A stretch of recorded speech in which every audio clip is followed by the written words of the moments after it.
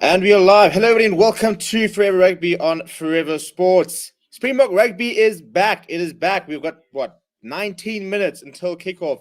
Apologies for starting a little bit late. We were going to try and get to the end of the England versus Tonga game, but because they ran a bit late, we were all running a bit late, and we decided, we'll just cut it off a little bit early there. So if you are joining me from the England versus Tonga game, welcome, everybody. Let's start smashing that like.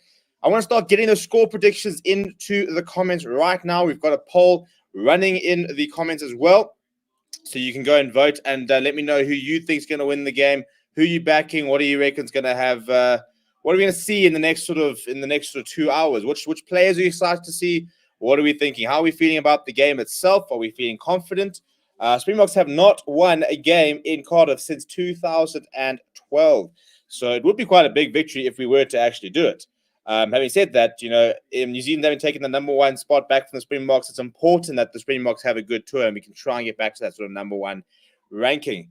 A couple of disruptions for the Springboks. We're going to talk a little bit about that, the fact that they had a couple of issues within their hotel over the last sort of evening, stuff like that. So not a particularly fun time there. We'll talk a little bit about that. But yeah, let's start smashing that like button.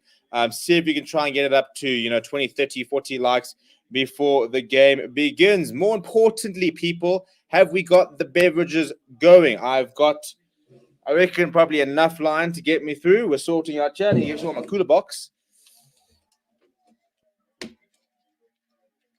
What are we drinking tonight? Eh? What's on the menu? I mean, I've got my beer here. I don't know if I've got brandy somewhere, so maybe we can do the standard. The brandy gets open when we score the first try.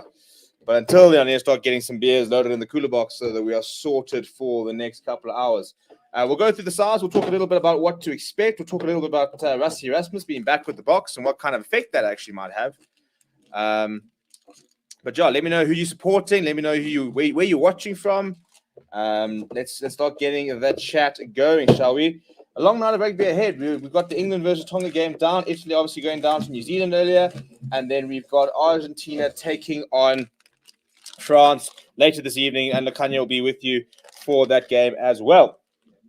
So plenty of action being brought to you here by Forever Sports. This is what we try to do. We try and bring as many games as possible. But without any further ado, we've got Donovan. We've got our first score prediction. Donovan Steyn going 22 points to 18 to the box. I've got my beer open. If you guys got your beers open, cheers to everybody. Let's have a good game. Busy watching the South African cricket as it sort of finishes off, as you're about to get knocked out of the tournament, which is frustrating because we've actually played quite well today. But hey, what can you do? What can you do? Cheers, everyone. That's a very, very nice and cold beer. Right, how are we feeling? Let's get the chat going. What players are we excited to see? We're gonna go through the lines a little bit, and a couple of interesting selections by Jacques Nielba and his coaching staff. Backing Herschel Jantjies to start, which I think is a good selection. I'm keen to see what he can do. I think and that's what Jacques Nielba said. He said, because a lot of people want to obviously see Kobus Reinach. And Jacques Nielba basically just saying that they know what Kobus Reinach brings. They've obviously used him, they've seen him and stuff like that. They want to start seeing, they need to see what Herschel can do. They need to give Herschel the opportunity to try and get some game time under his belt. And I like that. I back that. In fact, I probably would have liked to have seen a little bit more, if we're all being honest. Probably would have all liked to probably seen a little bit more rotation. But at the end of the day, number one priority when it comes to Test match rugby is to win Test matches. So it's a pretty consistent side. It's just the backline that's been slightly tweaked. And I think the changes make sense. I think a lot of people are very unhappy about a certain individual being left out, and the likes of Apele Fassi. But, I think that generally, I think it's a lot of the changes make quite a lot of sense in the grand scheme of things. And I still think it is a more than strong enough side to beat Wales. And it's a decent Welsh side. Obviously not full strength Wales, but it's a decent Welsh side. So yeah, we've got 15 minutes until kickoff. So let's continue voting. We've got almost 71 votes. So if you haven't already, vote in the comments. And we'll sort of close that poll just before the game begins. Donovan Steyn says, I think it's going to be a close one. I think they might be able to match us on physicality. Well, Wales are a very physical side. We know that they are a physical side. So I mean that will probably be it will be a physical clash. I think that'll be a massive aspect of it to watch. but we'll also enjoy that physicality. You know, I think, you know, having the likes of, you know, the big boys running into each other is what makes it quite exciting. What do you think of Marco and Rashford and Dustin today? Oh, they've been superb. You know, and we still win this game now. We just don't qualify, unfortunately, because they need another 6 runs. So it's frustrating. I think a lot comes down to the format of the T20 World Cup. I'm not a massive fan of it, which is easy to say retrospectively when you're about to be knocked out. I just think it is a pretty shit format. So here says Krill is in. I know he's a Lion. Well, I assume you're talking about metaphorically, because provincially, I wish he was a Lion. Really looking forward to the new backline. Yeah, well, let's talk about it, shall we? So in terms of the changes, or the teams. Okay, so in terms of what we've seen since the last match was against the All Blacks a couple of weeks ago, we've stuck with the exact same. Oh, that is a huge 6. Right. Anyway, so the starting lineup for today. In fact, I could probably bring it up on the screen now. You know, let's not play with that because it might not work. Starting lineup. So front row, we've got Oxen Chair, we've got Bongi Manambi, and we've got Trevor Inyakani. Trevor Inyakani will probably play tight head throughout the entire tour. He was shifted to loose head during the Rugby Championship, sort of help out a bit there, but with no France Maherba throughout the entire tour, expect to see Trevor Inyakani operating solely at tight head. In the second row, for South Africa, Eben Etzebeth, Lurt Jager, Franco Moss will be coming off the bench, and then there's the loose chair of Steve Cleese, captain on the side, Quacker Smith, and Dwayne Vermeulen in the same. So it's the same pack that started against New Zealand in that final test of the Rugby Championship when we did get the victory. But there's a new number 9, Herschel Yankees, gets an opportunity today. He will start next to Andre Pollard. He's got quite a lot to prove. Definitely not been his finest season of international rugby, but you know, you talk about form being temporary and class being permanent. This would be a nice opportunity for him to try and sort of flick that switch and get back to playing some really nice rugby. Marcus Mapimpi is the only one being kept in that outside back 3. We've got Jesse Creel and Damien Willemse into the side.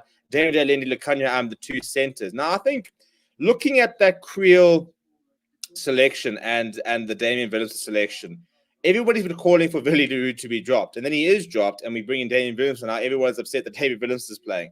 I can understand that the one for people to want to have Apele Fassi in the side. But as Jacques Yabba says, you know, it does take time to get this. And I think if Dave Willis is going to be in the squad and you're going to back him as a 15, then we need to see him as a 15. He needs to play. I personally think that has been, of course, been fit. I think we might have maybe seen Apele Fassi in the number 11 jersey. But we could have had Spoon Course in the 14 or Chesney Golby in the 14. But I think that it would have been quite hesitant to have gone with a completely changed outside back 3. And I don't think they're ready yet to put Apele Fassi at full back. And I can kind of understand why in terms of the defensive side of his game. So Jesse Creel there, number 14 jersey, that is why he's there, because I think his defensive game is a lot better. You know, he operates, obviously operates in the center, so he gets a lot more tackles, but he does operate as sort of an 80-90% tackle success rate most of the time, which is far higher than the likes of Mapimpi or Apele Fassi and the likes. The base for the Springboks is pretty expected, really. It's Quackers, it's Malcolm Mark, Stephen Kitsoff, Vincent Koch, Franco Mostert, Jasper Wiese, no Marco van Staan because he has been ruled out with an injury. Kubus Reinach, Alton Yankees, and France Steyn. 5-3 split, no 6-2 bomb squad or anything like that. A stock standard 5-3 split with a scrum half, fly half, and utility back. I think France Steyn's boot will be very useful in these conditions. But cool to see Kubus Reinach and Alton Yankees try and inject a little bit of pace into things sort of towards the latter stages of the game itself. But yeah, what are we saying here? So Donovan says really good evening, Steve. Good evening, Bianca. I hope you are well. Where can you watch the match? So we actually if you check the link in the description, you can use ExpressVPN and you can sign up for Amazon Prime for a free trial. But when you sign up for Amazon Prime, don't put your VPN on. You can access Amazon Prime from South Africa. It is available to South Africa, so you can use South African card.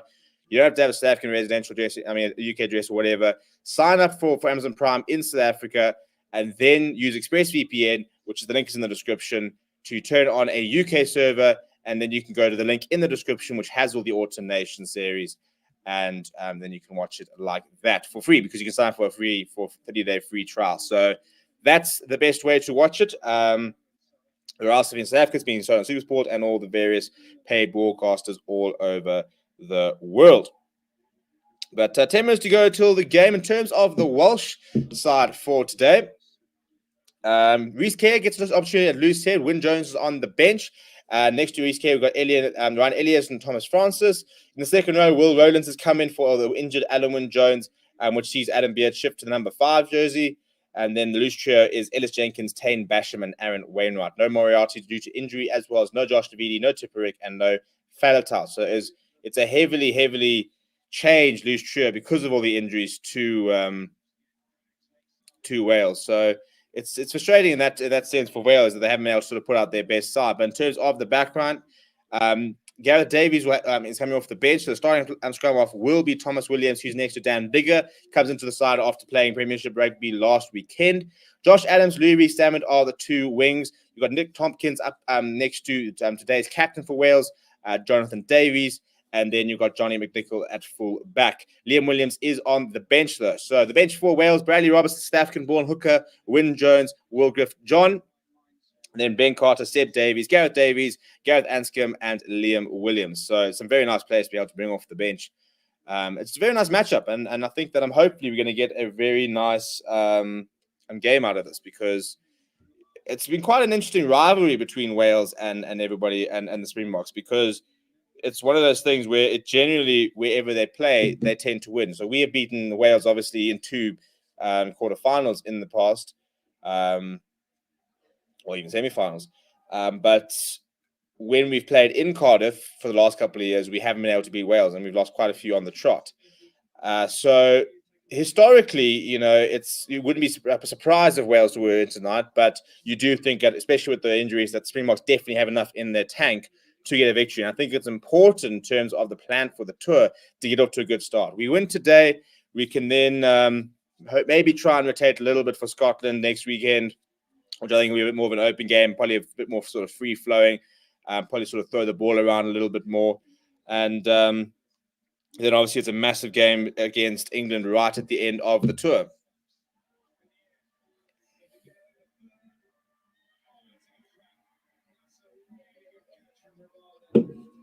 How much does Oxen Chair weigh? A lot. Officially weighs in at about 140, 115 kgs.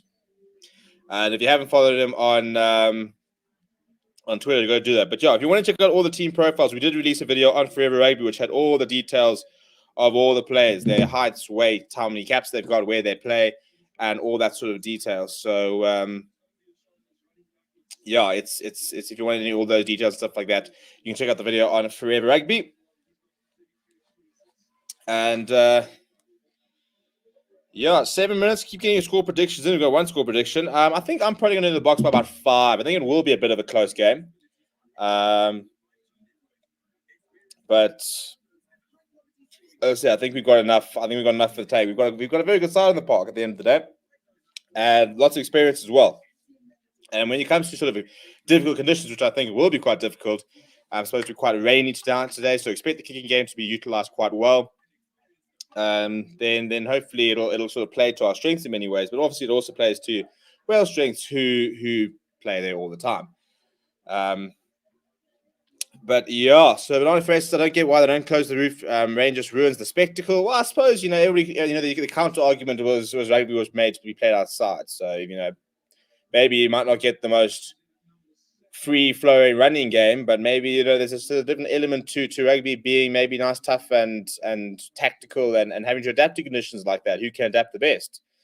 That's usually the counter argument. I don't really mind. I mean, there's rain and there's rain, I suppose. I don't mind a bit of a wet ball to make things a little bit harder. Obviously, when it starts getting too wet and you just, balls don't go anywhere and scrums are just slipping up and stuff like that, then that becomes quite frustrating. Gredio says 32-12 to the box. And he says his Welsh didn't want the box to sleep. Yeah, so an interesting incident today. So apparently the fire alarm was set off in the Springbok Hotel, both at, I think it was about 10 to 4 or something around there, as well as about 7 o'clock in the morning. So Springboks actually ended up spending about half an hour each time standing outside the hotel waiting for them to check that everything was kosher and stuff like that before they could go back and try and sleep. So in theory, Springboks haven't probably had the best night of sleep. Whether that'll be a factor, whether that comes into it later, who knows? But that'll definitely be something which I'm sure will come up, especially if we do lose. I reckon there'll be a certain amount of oh, but this happened and that happened. But I don't think it's that deep. It happens so often when it comes to like football and any sort of traveling side and stuff like that. Mark says, Baka and a fat Welsh Red Dragon on share on my lounge, ready for the game. I enjoy that. Rabada of anybody horrible. Yeah, it's not his best day. It happens, unfortunately. Still a lot to do for England. They still need to go at 12 and over, yeah. We'll move over to the rugby in a couple of minutes, though. So, yeah, please do smash a like on the video. Please subscribe to the channel as well. As you can see, we're 1,202 away from 10,000 subscribers, which is my massive goal for the year. So if you can help us, if you haven't subscribed already, please do. Let's see if we can try and get to 10,000. It would be massive if we could. And if you'd like to contribute to the channel as well, you can become a member. That is the pinned comment there. You can become a member. Just a small little subscription fee. It really helps us with a lot of the things that we use, stuff and buying equipment, all these things which make the channel tick. So if you'd like to become a member of the Forever Sports Members Club, then you can become a member like that as well.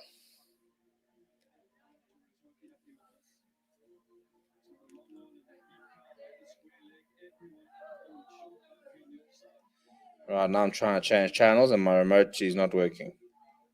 Come on, chaps.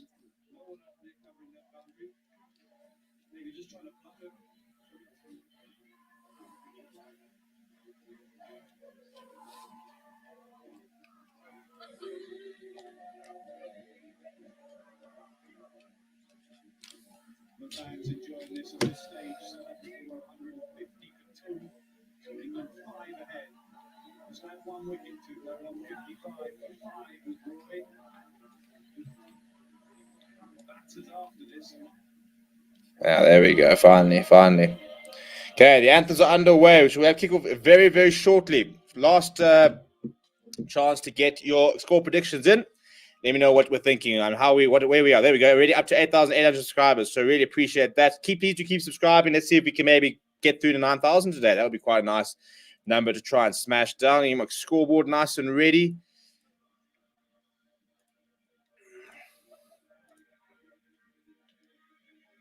And then obviously after tonight, we are back doing Test Match Rugby. So we will be doing a player rating show immediately after the game, just before the Argentina game gets underway.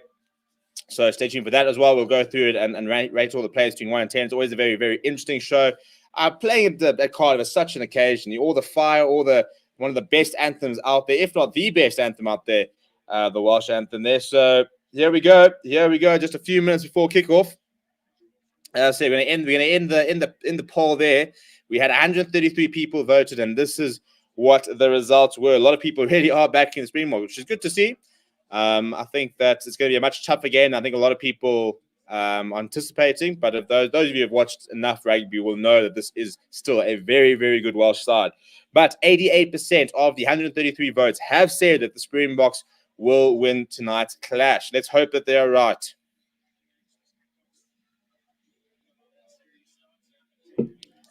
JJ Borta says Boca 28, Red Dragons 20 is going by 8.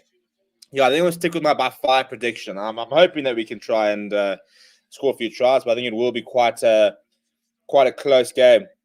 Very interested to see how Mapimpi, Willemse, and Creel do at the back there. I mean, look at Damien Delindi. It's just so much reliability there. They've been so good throughout the entire season. And I think I'm very, very happy with those two. But I want to see a big game from David Willemse and Hershey Yankees, I think, need big games today. Jesse Creelton, to a certain degree. I suppose in many ways to even more of a degree, because I'm not quite sure what Jesse Creel's role in the squad is these days. But Wales will be kicking off. Looks like they're playing left to right. Right, here we go, people. Here we go. The Automation Series for the Springboks finally kicks off. We've got 3 games. Wales, Scotland, England. Here we go. Big scrum battles ahead. Big tactical battle ahead. Massive night for Andre Parr. Let's hope he practices kicking boots, because it'll be very important that we do take our points on offer whenever we can. The man in the middle tonight is Paul Williams, who is from New Zealand. So if there's any sarcasm about the All Blacks, well, we might see it tonight. But let's do me a favor. Let's not talk about the referee too much tonight. I don't want that to become a major aspect of the chat, because I think it's just a very, very broad narrative. Right, here we go. Waiting for the kickoff. And there we go. Kickoff. Dan Big gets things underway. Goes straight down the middle of the park, and it'll be an early touch for Damien Willemse. Takes the ball quite nicely under the air, and we managed to retain it. Hershey Yankees immediately going to Luat Dialga.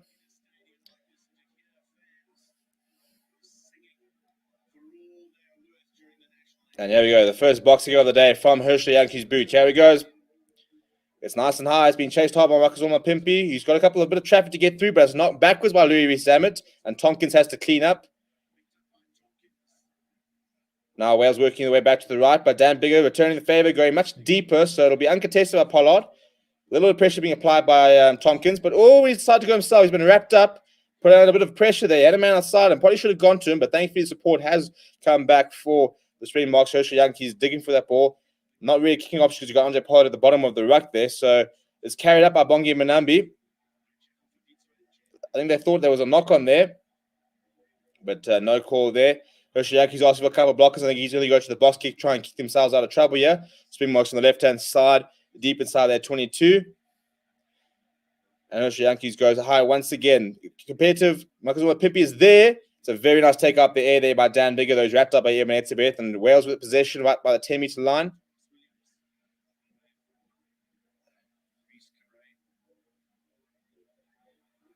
Our first touch for Will Rowlands, the man in for Elwyn Jones, who's been ruled out from the sounds of it until the end of the Six Nations as well.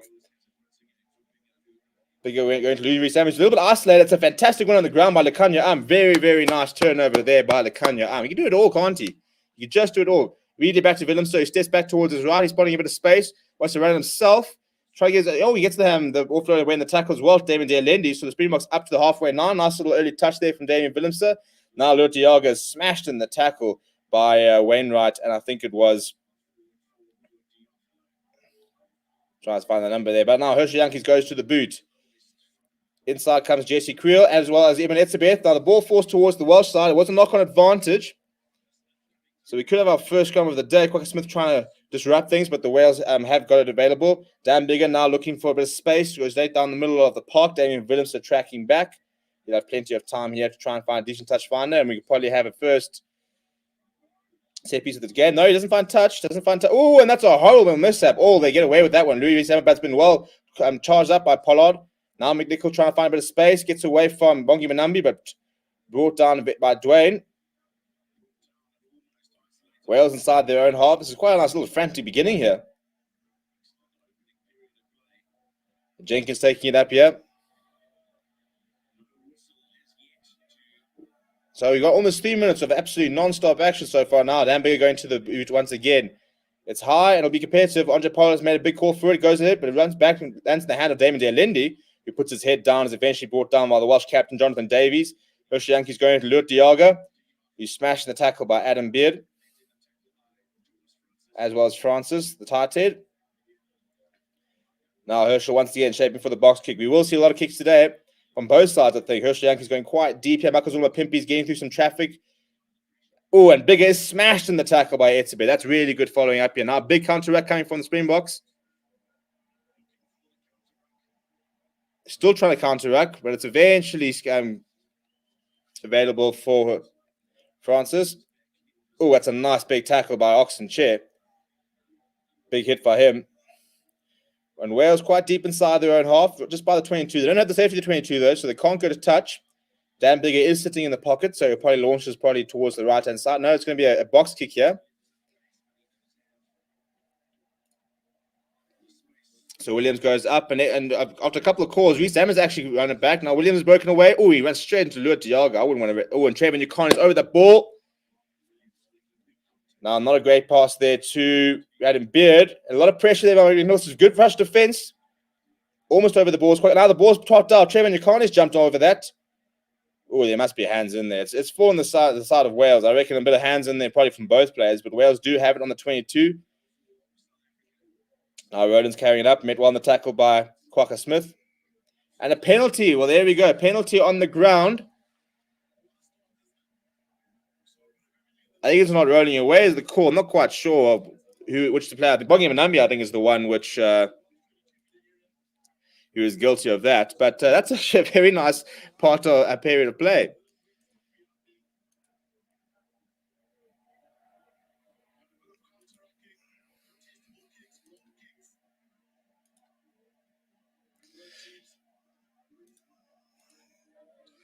Well, that's the sort of continuity we can get throughout the game. Then we'll be in for quite an interesting year. I mean, to go almost 4 minutes there, 4 or 5 minutes of non-stop action. The whistle wasn't blown. No issues there. So a nice sort of way to start the game. I think it was Bongi Manambi who's been penalised there. But first set piece, a bit of a messy one from Wales. But Dan Bigger now trying to get Reece Sammerton on the action down the middle. I think it was actually Josh Adams. Quick ball now for Williams. Good offload, but Sia Khaleesi has wrapped up. I think it was Williams in the tackle there. Wales now looking towards the left-hand side. Rush defense of Herschel Yankees trying to fill that Faf de Klerk role. And they're falling at the feet of Damon Delende, who wants to get all over that. Now Williams sort of just grabbing it in behind. Bit of time here for David Willemse. Right up against the side, but it's a penalty for offside. Now that's a frustrating one to concede. It's very kickable, so this could be the first points of the game. It's against Quagga Smith, apparently. Right, well, where we are after that. Bjorn says there's a clear tactic by Wales to counter the high balls. They have plenty of bodies in the way. Yeah, you can see a bit of traffic. Now they're going to go for the corner here, Wales. It's an interesting decision because it was sitting there. I mean, it's about 20-odd meters inside the field, so it's definitely in Dan Biggar's range. But they're feeling confident, obviously, Wales.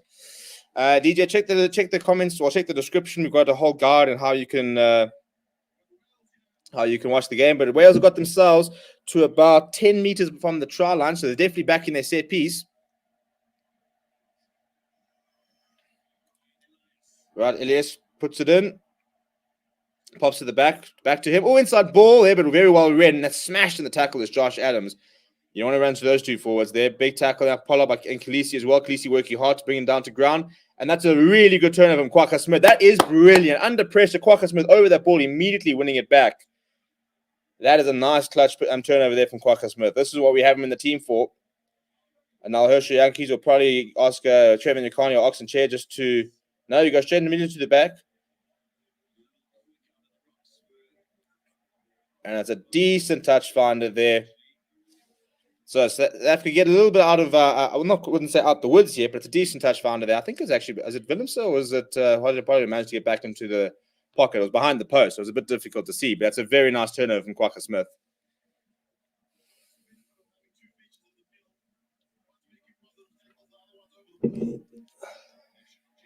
And now Quagga Smith being sent up to compete.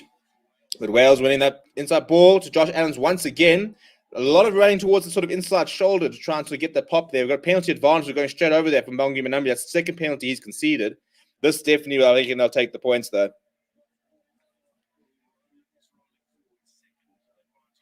Now Dwayne Firmino's...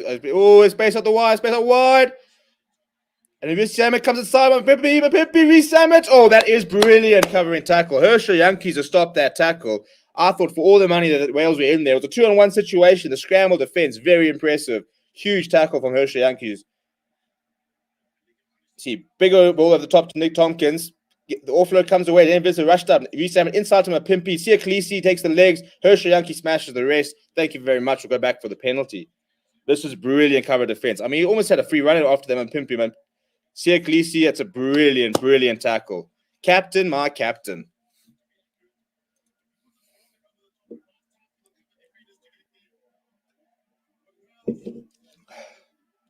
Well, it's a really good start from Wales. Very positive. Some nice carries.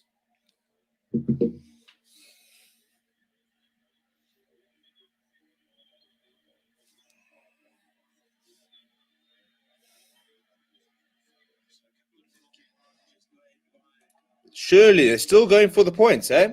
No, they're going for the points. Yeah. I think they're going for the corner again. No, this time Dan Biggar's asked for his kicking tee, and Wales will try and get the scoreboard moving. It's actually a very good passage to play to Wales. So to be fair, 3 points probably not the worst thing that the Springboks can come away with.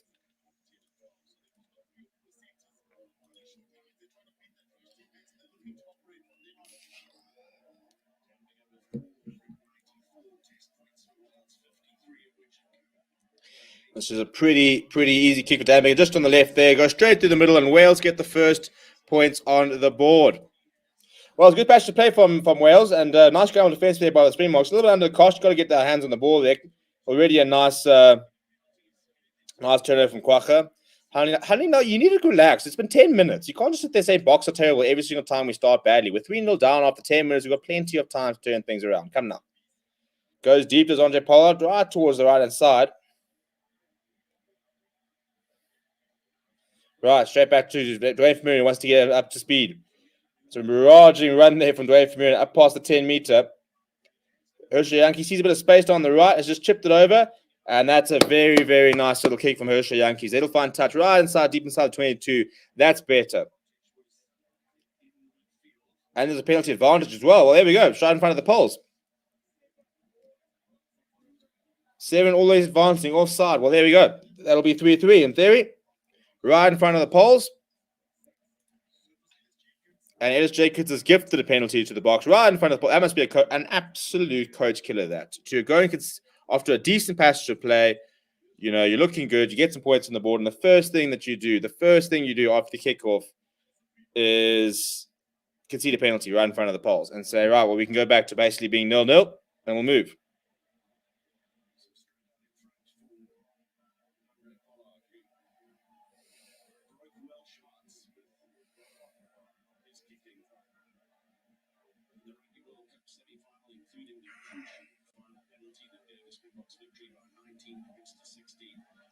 Right in front of the poles here for Pollard.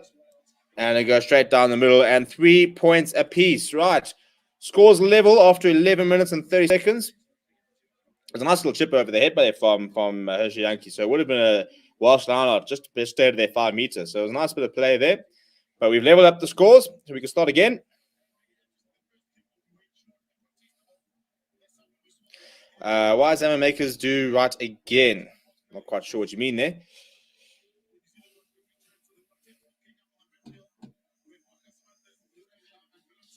Right, waiting for a ball there. So we've actually time's been off for a couple of seconds, so we'll just go back for a couple of there. Right, once again, straight down the middle here from Dan Bigger, nice and high to make it contestable. Dane Villeneuve goes up, and they've won it back of Wales. I mean, this is the same tactic that flipping New Zealand applied. And once again, it's penalty advantage right in front of the poles. It's such poor display. There's so much space out wide. Jonathan Davies goes to Josh Adams. Josh Adams is coming inside. He's eventually brought down Josh Adams with the Wales in the attack inside the 22. Damien Phillips is down. I think he's down his shoulder. That doesn't look particularly good. Huge cross kick here. Well, come on, Mapimpi. He has to take this. He has to take it. And Reece Zammond's gone straight through his arms out in touch. But we'll go back for the Welsh penalty, which is bang in front. And once again, we just talked about the fact that Wales just did this. You can't concede a penalty right after putting points on. It's so poor. It's so amateur. But we've seen it. We've seen it before. I mean, New Zealand targeted down the middle so many times. And Damien Willemse just went up there. And I think it was McNichol who jumped in ahead of him and won the ball back.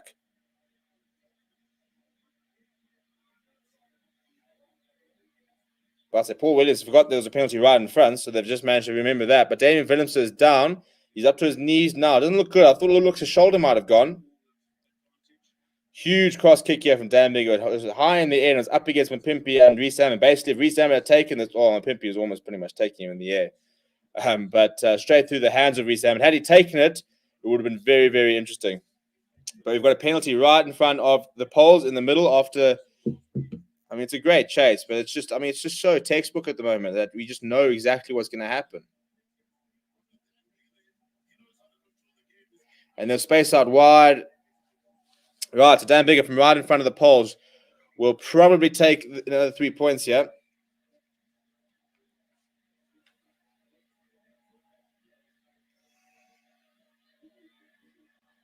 Not quite sure what the holdup is yet. Yeah, Willems has gone down the tunnel, which means it's an HIA. So Frans Steyn is on the park.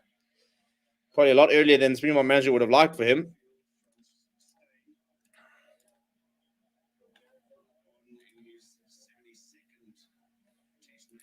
Rassie Russ was back in the coaching box. Good sight to see. Still no word on exactly what will happen with his hearing, so quite frustrating in that respect. But yeah, playing bang in front on the 22. Dan Bigger is just waiting for the go-ahead here from the referee.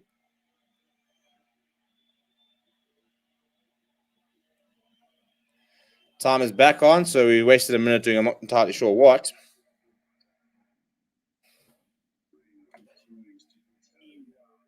Bang in front, no issues there.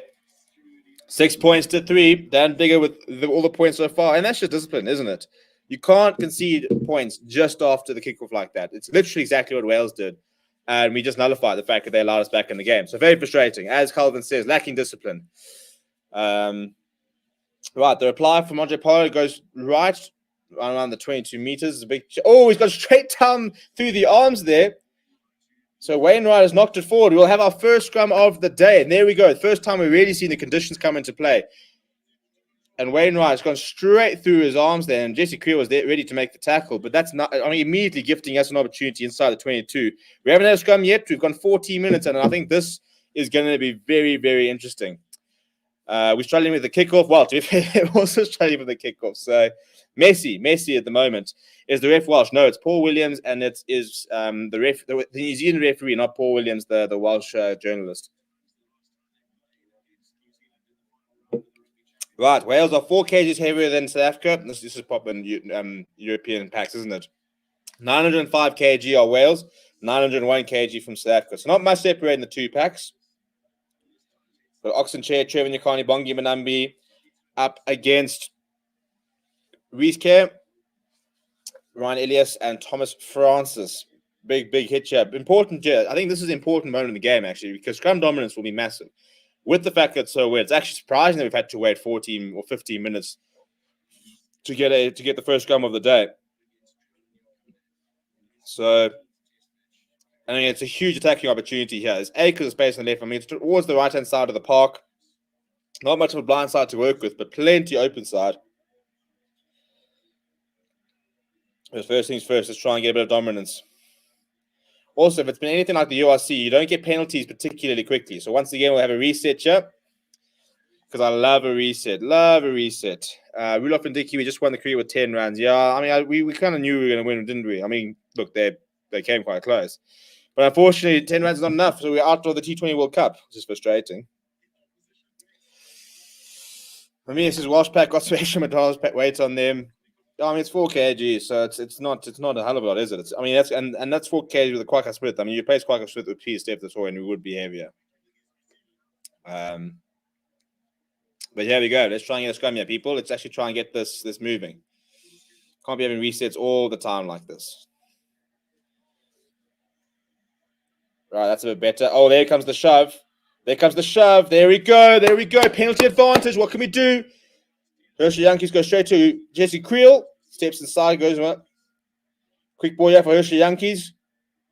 That's a very nice strong carry. Almost up to the 5 meter here. The Springboks. Hershey Yankees again, quite quick ball going to Damon Delendi. Oh, little chip in behind from David Delendi.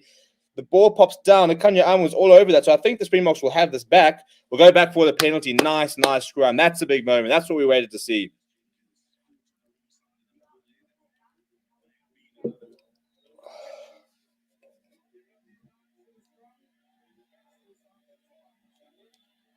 All right, and we've got an advantage for the back line being offside, which should be right in front. So I think we'll just level things up and we'll go back. But that's a huge. Oh dear, Nala Kanya Amasaw stretching out, clutching his ribs.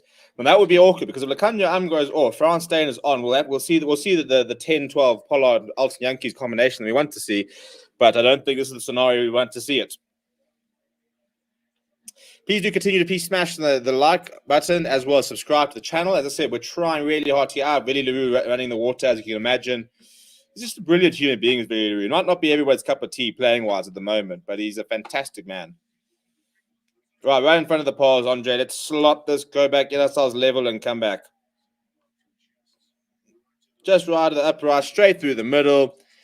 6 points apiece after 17 minutes, and we're really starting to see the weather kicking now. We're seeing scrum penalty, take the 3 points, couple of sloppy areas. It's going to be a tough game. It's going to be a very tough tactical fight. A bit of an arm wrestle is usually, the word that you use to describe fixtures like this, and I think this will be another one. But bigger straight down the middle again. This time a bit deeper, and early touch with France Stain, who gets tackled as he's kicked it, but it's not a bad touch finder. It should be up towards the 10-meter line. Holds his head and hand up an apology.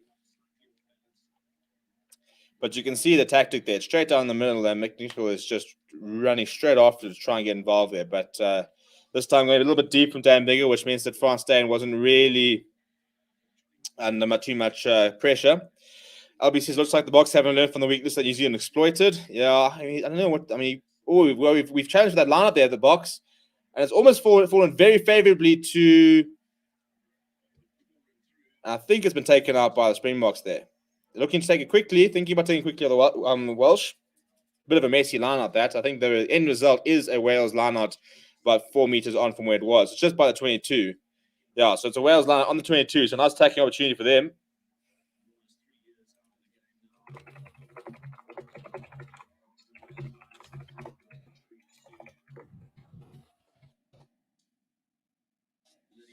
Right, it is going up front there to Rollins, and I'll go inside there to Ellis once again. Inside ball there to Josh Adams, who's well read by Lutiaga. He gets through the tackle, but by the time he does, the defense is well structured. That's a huge tackle by Bongi Manambi and Sheikh on Wainwright. For answers to Adam Beard, British National Lions capped player from the series. So back up against the Springboks once again. Going to the left, Jesse Creel was wrapping around, worried about the overlap there.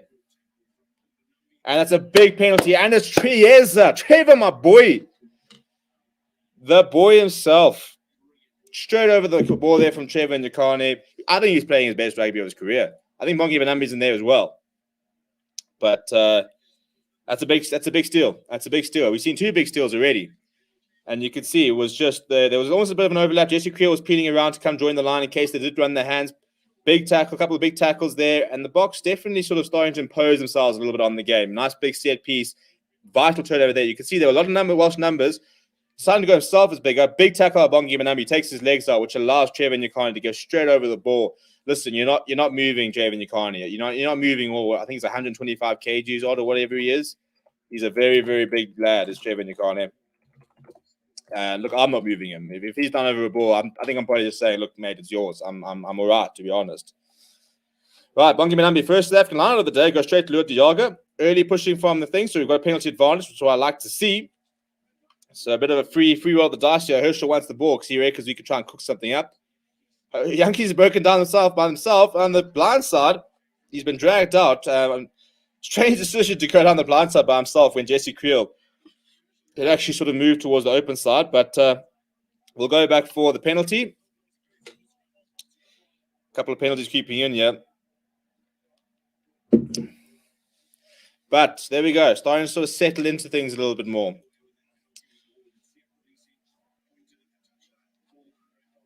Pollard has kicked it towards the corner. We're never going to be able to watch a match without having to sign up somewhere. Unfortunately, only when like the SABC or something gets involved. But yeah, you can use ExpressVPN, watch it on Amazon Prime. You can get the 30-day free trial. They're showing all the alternation stuff. So France game after this, all the stuff tomorrow as well. But I think Calvin nailed it on the head. He said Scrum hopefully shift momentum. I think it definitely did. I think that Scrum was a big moment. And I think this turnover was a big moment because after leveling the scores, Wales on the attack to win a turnover. And all of a sudden, with that penalty, we're right on the front foot. We've gone for the line out. Bongi Manambi's gone to Lutiaga, 5 meters out of the Springboks. So a big moment here to try and open the account. I think Bongi Manambi needs one more try for like 10 test tries, something like that. I think it's actually more. Legally brought down. So we've got a penalty advantage. It goes to Pollard, who smacks across kick towards Mapimpi. Mapimpi goes up and runs towards the end there, and a bit of a shove there from France down on McNichol just to say go and sit down. We'll go back for the penalty. I'm enjoying this. And yeah, I'll go straight towards the corner once again. And we can try that again. I mean, with the likes of Lutiaga in your lineout, you don't generally lose too many. And Bongi Manambi is a very, very reliable hooker when it comes to throwing the ball to the line as well. So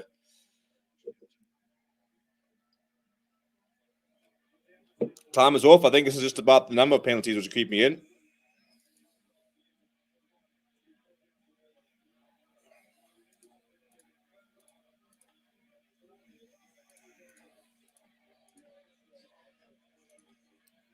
Yeah, just a bit of a warning there. I was taking out the man in the air was the call there. So I thought it was actually from collapsing the maul, but I think the maul collapse was fine. Yeah, so Adam Beer's just taking Lutiaga a little bit early. He must not dangerous or anything, but I mean, Lutiaga doesn't actually manage to get himself down. And then, yeah, with nothing to lose, Andre Pollard smacked across, kick over there. It didn't quite come off, but Pollard will kick to the corner once again, and the Springboks will have another opportunity to try and get a couple of 5-pointers, well, get a 5-pointer, get the scoreboard rolling. Come on, let's try and make this count. Bongi Manambi going to Lutiaga. Very, very big push there from Wales. I think legally this time, I think they're a bit better set.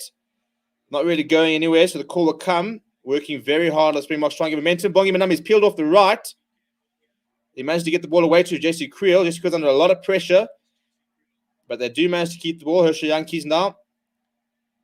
Take your time, chap. No issue. Go straight to Trevor Nyakani. He's got Oxen Chair in the back of him. Dre Firmino's there doing a bit of the dirty work, cleaning up. Now, front foot ball there for Ibn Etzebeth. Backed up by a very good friend of his, Sia Khaleesi, the captain. This time, Lutiago with a bit of a run. Solid carries here from the Springboks. But he's over the ball. Now, that is really, really poor cleaning out. I think it's Bongi Benambi who just gets over there, but it doesn't really do much. And Flippin Jenkins has literally just stolen that over him. It's Bongi Benambi here who gets up and he sort of, Jenkins literally is over Bongi Benambi stealing that ball. So, unfortunately, Bongi, first of all, I think he's almost trying to seal it off. So, it probably would have been a penalty anyway. But you've got to get up and you got to make the clear out there, chap. We can't just let people have a free go because that was actually some really nice attacking opportunity there for the Boks. First turnover the Wales have won actually, and a big one for them. WFC South Africa, come on, boys. I had to come on here and watch the rugby, everything on Amazon crazy. That's a very nice kick, by the way. Bigger has found touch inside 22, inside the Springbok half. That is a gigantic kick. To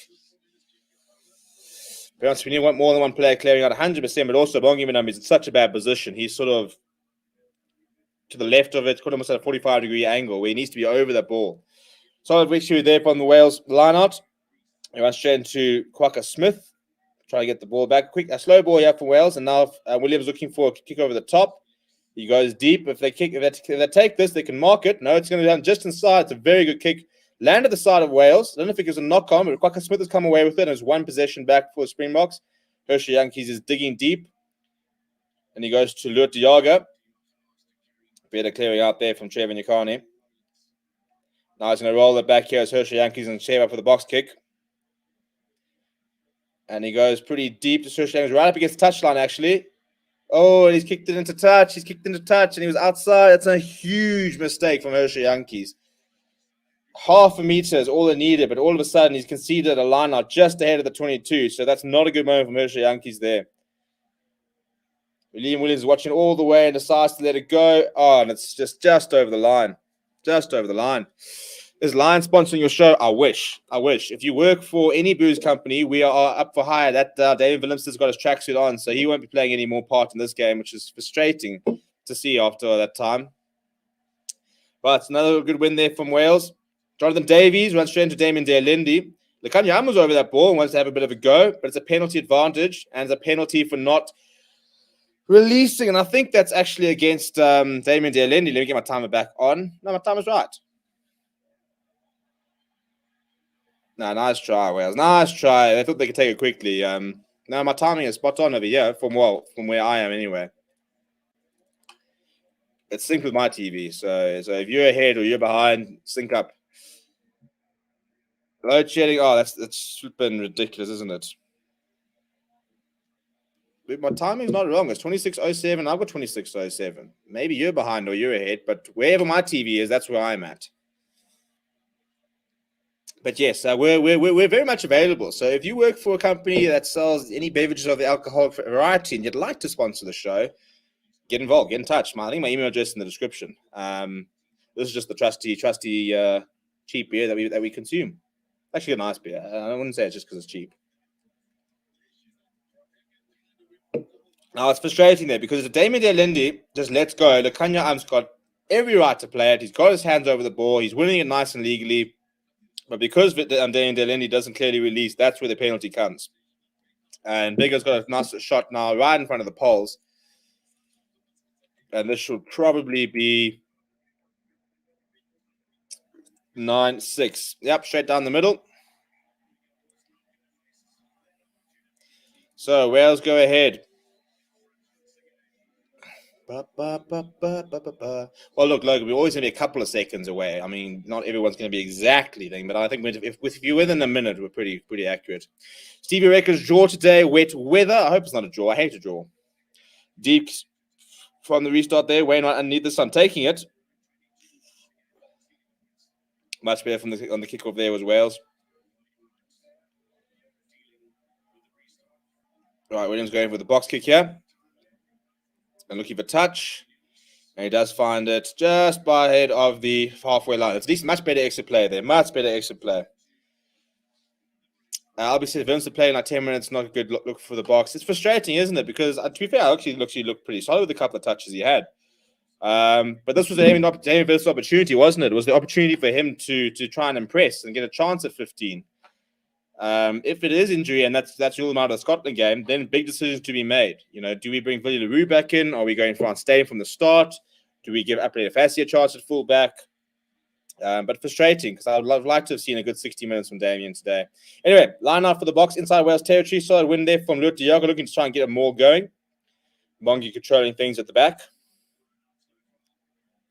It's a pretty well defended more so far, and I reckon Bongi's going to have to try and break away. Now, in fact, Herschel Yankee, there's still a bit of a run going here, but I don't know if Adam Beer's coming there through legally. Now he's had to release, and it goes to Herschel Yankees, who's basically chipped that very high, work to do, and it bounces. Look, get in there, use your height. Yeah, he does.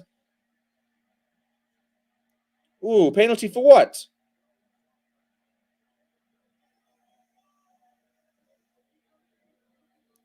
So apparently everyone was all offside, so that's frustrating.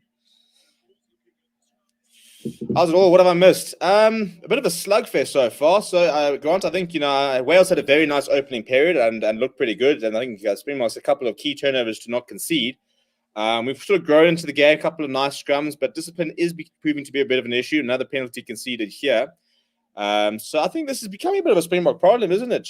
It's the stupid penalties that we're conceding. It's the offside penalties. It's the not releasing. Those are controllables, Oh, that's a nice bit of tackle there. I'm just at least on Dan Bigger, who got the ball away. That's a nice little remember me. Solid run there from Bashan there. Williams going to the left. Another advantage you see, this is what I'm talking about. These offside advantages are what's killing us. And it killed us throughout the entire rugby championship. You can't offside is such a look, it has always been a bit of a grey area, but you can't be living offside at the moment, which we are.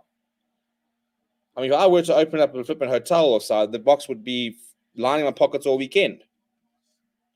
So Wales still trying to go through the phases here. There's not much structure to their attack. It goes to Elias, who runs into Lut Diago, just ahead of the 22 on the far left-hand side. Oh, he leaves it behind us, Williams. Apparently backwards. Bash him this time. Wants to bash it up. Now going to Bigger. Ooh, that's a big Oxen chair was all over that. Now McNichol trying to go himself. Thinking about throwing the offload, but wrapped up by Eman Etzebeth. He goes to get the offload away. This is all very scrappy. Ref, can we just call something here? Because this is just not really working. Nope, still going up. Chip over the top from Bigger. Well read by Lekanya who boots it. And yeah, as the referee says, let's just calm things down. I think we do need to calm things down a little bit. That was a bit of a messy period. I think he's going to have a chat with all the captains and just tell everyone to relax a little bit. But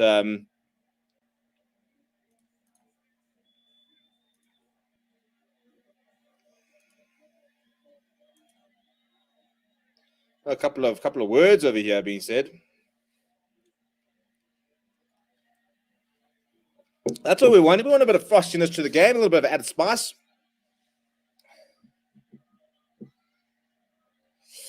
Mimi says Herschel mustn't play the FAF game, but then, well, it's a Springbok game, isn't it?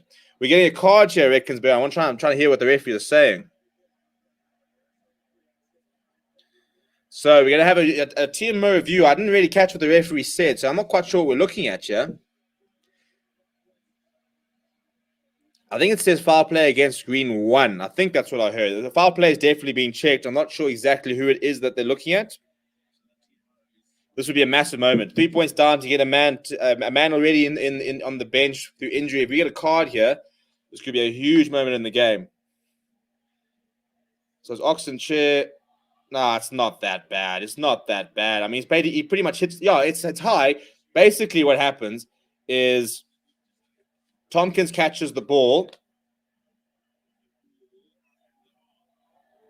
I mean, you can and E and all you want over there, the fans. But I mean, he catches the ball up here, and Oxen chair smashes the ball where he is there by his throat. I'm sorry. If this is the other card, I'll be really pissed off. It's high, but it's not like he even has the ball. It's literally the ball gets popped up. As the ball gets popped up, Oxen chair follows the ball, Basham then, Tompkins then takes it, and Oxenchair is obviously there hitting it.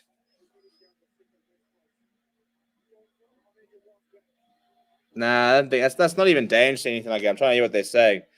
No, it's not even on the shoulder. He hits the arm with the ball. He just catches it high at the end of the day.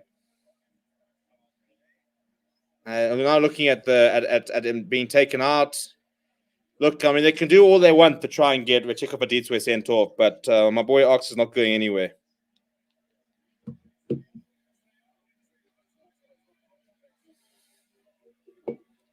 Now we're looking at the chip over the top. He didn't even change his line. Come on, man. Send the Tompkins off. Doesn't change his line at all. Come on, man. There's nothing in here, chaps. We're digging. We're digging unnecessarily. Let's just move on. There was a penalty, I think, for offside. Let's just move on. I mean, he's running towards him. They're looking, taking him out of the. He changed his angle slightly, like a half a meter. It's a penalty, maybe, but I mean, we've got a penalty anyway. It's definitely not a card.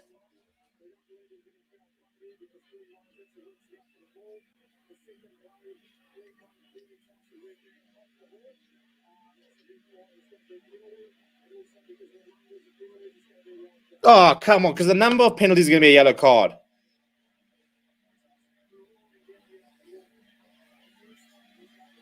So basically, it's not a penalty because of the infringement, but because of the number of penalties.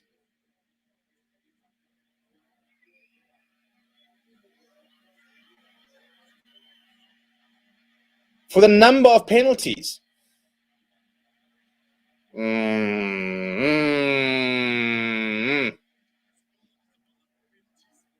Look, there were a lot of penalties in the build-up, but you're now making a statement, because if you're sending Oxenchair off in the 30th minute for combination of penalties and a build-up penalties, then there's the consistency. So if we get into Wales territory and they concede a whole bunch of territory and penalties, then a yellow card has to follow. So it's a big call to make in the first half to start giving yellow cards up for build-up of penalties. I mean, they got a warning about 10 minutes ago to say that they were conceding too many in a row. So if that's the standard, that's the standard. It's on the arm. So the challenge wasn't an issue. The refs are so bad. It was a terrible refs. Joke thing, I love you, Viz. Thank you very much. We need to have the Waterboy video after this. Look, it comes down to now what you do afterwards, I suppose. So if you're gonna send a man to the bin for continuous too many penalties, okay, but then we want the consistency. So if they are conceding penalties as well, then we'd also like to see them go to the bin. So if that happens, and they do go to the bin, then we're fine. I think it's frustrating because I don't think there were enough penalties especially in the area of the game to warrant a yellow card. I mean, it's not like there were like 17 penalties. We're talking about 3, maybe. And it was the first time they've been in the Springbok half for about 10 minutes. So I think that's a bit frustrating. But yeah, it's decent. Oh my goodness, France Steyn has dropped the ball on the halfway line. Oh, thankfully he's built like a flipping flank these days, because he dropped the ball on the halfway line from the return kick there. So it's 12 points to 6. Let me update the scoreboard there. Hamburger add an extra 3, so a 6-point deficit.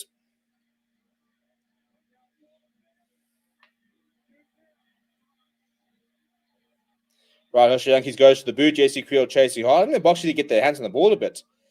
McNichols has a decent take from him under a lot of pressure there. Big hit from Sia Khaleesi and even Etzebeth. Now Elias going himself. Dre for me thinking about going over the top and trying to get his hands on that. There comes the box kick from Williams. Goes quite deep. So a bit of time here for France Steyn. Oh, he puts in the step. France Steyn, look, mate, I know you had a lethal step when you were 20, but that was about 40 years ago. Thiago going a bit more sort of direct. Slow ball there. And that's, it's advantage for not really. Adam Beard is just lying all over that. So we got penalty advantage there. Hershey Yankees goes to Pollard. Pollard goes flat to Lendy. He sees a bit of space. He's through us there, Lendy. Inside ball to Hershey Yankees. Yankees is brought down by Williams. Trying to get a quick recycle here. The Kanye Amfling in at scrum half. Goes straight to Trevor Nyakane. I don't know if it's still penalty advantage. You've made a good 20, 30 meters. Kanya, I'm still filling in at scrum half. Dwayne Vermeulen carrying it up. Now Yoshiyanki's back up. Ibrahimovic, that's straight against the man. I think we still got benefit. Oh, Quacker Smith almost bursting through. It's a nice little bit of hands from him. There's Seven's experience. Now Andre Pollard thinking about, he chips in the head for Marcus Oma Pimpy. The ball sits up just ahead. Oh, if it just set up a little bit better, I think he was through. Well, there's obviously no penalty advantage as Wales have got possession back right on the 5-meter line.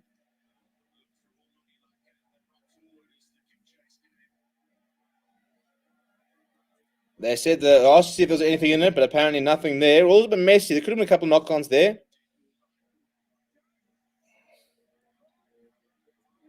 Right, Williams is going to go to the boot and try and kick Wales out of trouble. Well, they're not out of trouble yet. I think a penalty would have been a better option for us, but much better inspiring players. You can see that there's, the advantage these days, advantage over pretty much only doesn't stop. It's a fantastic one by Damian Vincent. Inside ball to Hoshiak. It's a good tackle by by Thomas Williams. But look, still an attacking opportunity up from the box there. He's got a scrum on the 22 meters. I still don't like the video. Thank you very much. Why referees are is this Trevor Nyakani is down? He's in a lot of pain. This doesn't look good for Trevor. Not again. Why is it whenever he's playing such good rugby, he gets injured? He must have the worst luck in the world. So Trevor's down and receiving treatment. Damien DeLinda, you can see the space, and he just wrong foots Tompkins. We're straight through. Inside ball to Hershey Yankees. And I think a couple more. We had Quacker Smith on his left shoulder, but I don't think he had the time to be able to evaluate it. If he had gotten it to Quacker Smith, I reckon he's away. Surprised it was penalty over because it was a bit of a messy sort of time. We only sort of made about 10 to maybe 20, 30 meters, which maybe 5 years ago would have been penalty advantage. So this little grubber ahead.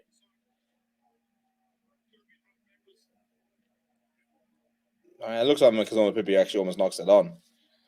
Very messy. Very messy. How's that advantage over? How's that not tackling without the ball?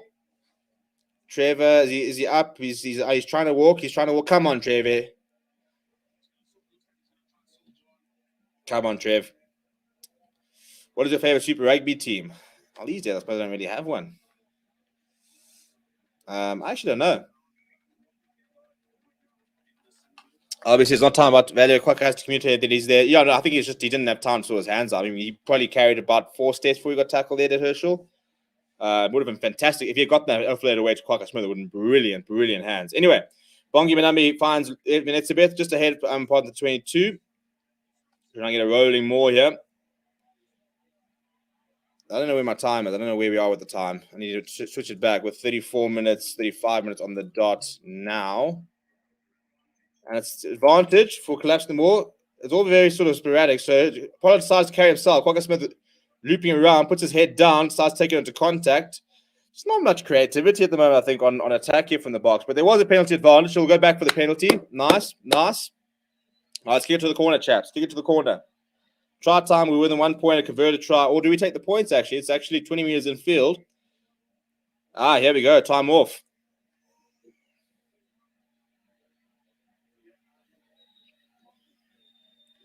There we go. Paul Williams wants to have a chat with Jonathan Davies and Reece Carey. There we go. Well, what did I say? I said it has to be consistent, and Reece Carey has just been sent off. So actually, I don't mind that. That's what we want. Because that's also a bit of a soft yellow, but that's consistency. That's what we've been asking for. Because he's been saying now, he sent off...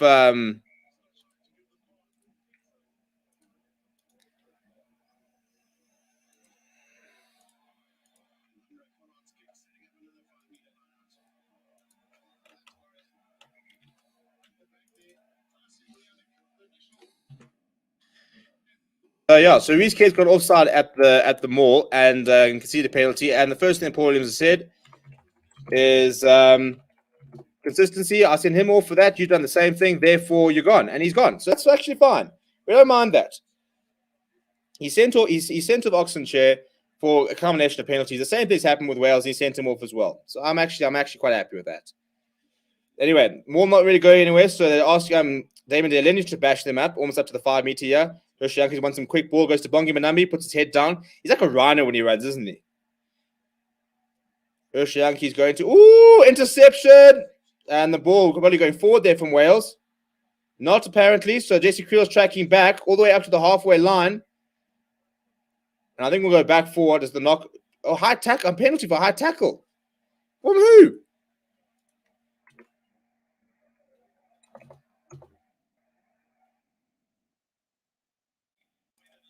Right, let me try and get this yellow card up there for Wales as well. That pass, yeah, probably just a 50-50 pass that maybe shouldn't have been thrown. I'm trying to look at the way the high tackle is coming from.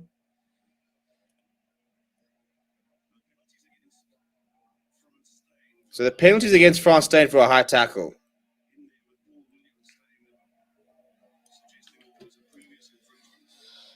Still haven't quite managed to find out where it is from the broadcasters, so we'll have to wait and see. Currently 2 yellow cards for 14 on 14.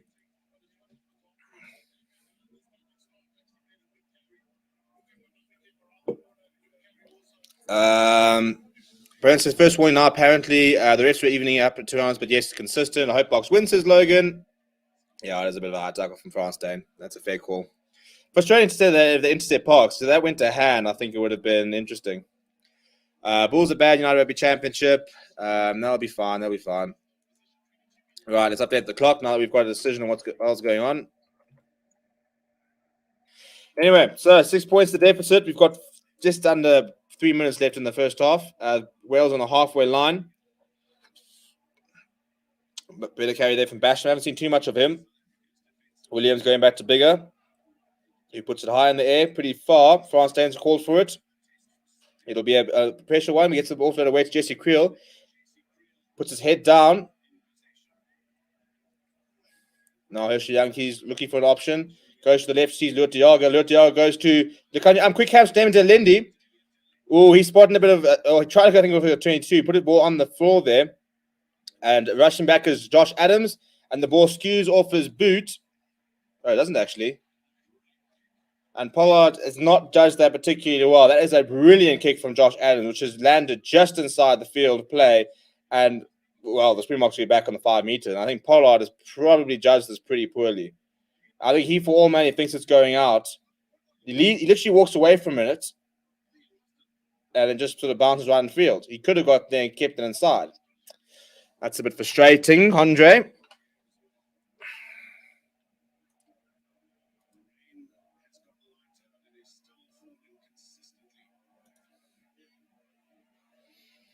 Right, up back on the halfway line. Even Etzebeth, 1 minute left. I mean, nice for Brittany to get a penalty, actually, and just try and get within 3 points. And then by the time we come after half time, we'll probably be back to a full contingent.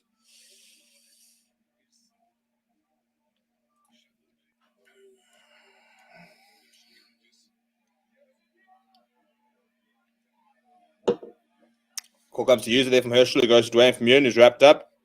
I mean, 30 seconds to go, chaps. And we're still inside our half, so Herschel asking for a blocker. Comes in the form of Trevor Nyakani, who hopefully looks like he's all right. Goes up to Hershey Yankees.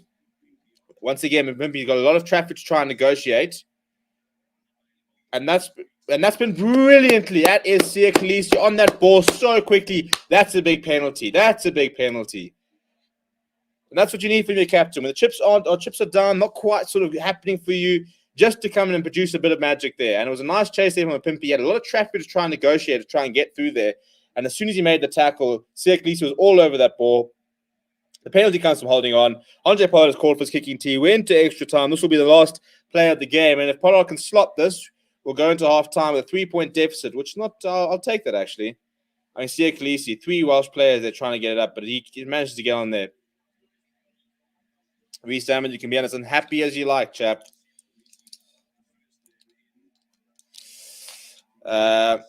And Martins to replace halfback, who in the URC? Probably Leinster. The Boks need to try. Ready points now. The time is not wrong, dude. Also remembering that your time will be off my time because of latency and stuff like that. So calm yourself. My time is synced with my TV. So if it's not the same as your TV, I can't do much about that.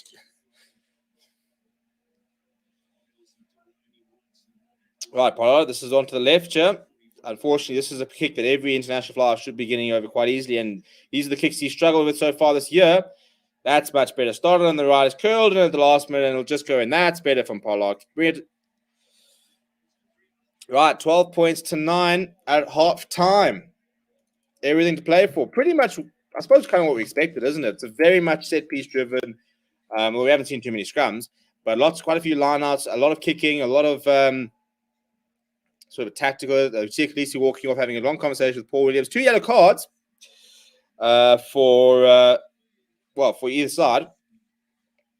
And I suppose, referee. Well, I don't think there's actually much to complain from. I think we probably had as many penalties as they did. He sent off Oxenchair for just, it was a build-up penalties. It wasn't particularly what he did himself. 5 minutes later, then sent off Reece Kerr for a similar sort of infringement. So I think that's fair enough. Discipline is frustrating though. We're letting far too many penalties go, and poor penalties concede either. So we'll need a strong second half.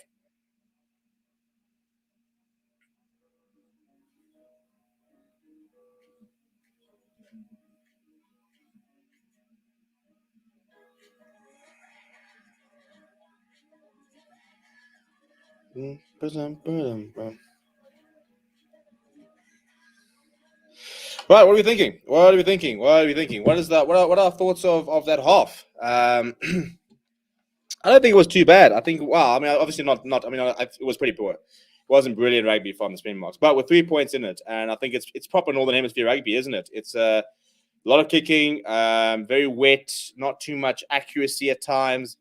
I think at the end of the day, we probably need to get our ball in the hand more, even if we are going to kick and stuff like that. We just haven't really had much possession. We'll go to some of the stats now, and sort of see where it all is. But look, we haven't quite pushed up at the races. Probably need to get more set pieces. We had a very nice scrum. So that looks like it could be a potential avenue to try and sort of get into within that Wales pack. I think we probably need to try and get more sort of set pieces. We can start applying more pressure, because I think this Welsh pack is there for the taking. We just need the chances to actually try and exploit them, and hopefully they'll come in the second half.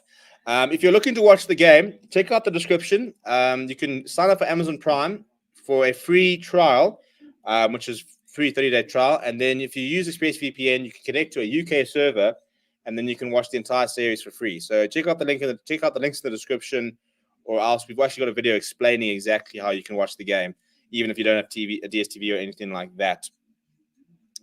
But I think the frustration thing there is probably not taking opportunities. I think we had some nice opportunities where we probably should have taken more opportunities, should have taken points away. Probably could have scored a try or two. So I've got a feeling we're leaving points out there just in terms of not being clinical enough. But definitely still in the game. I'm not gonna worry too much. I think it's been a proper wet European test match, which I suppose makes sense, doesn't it?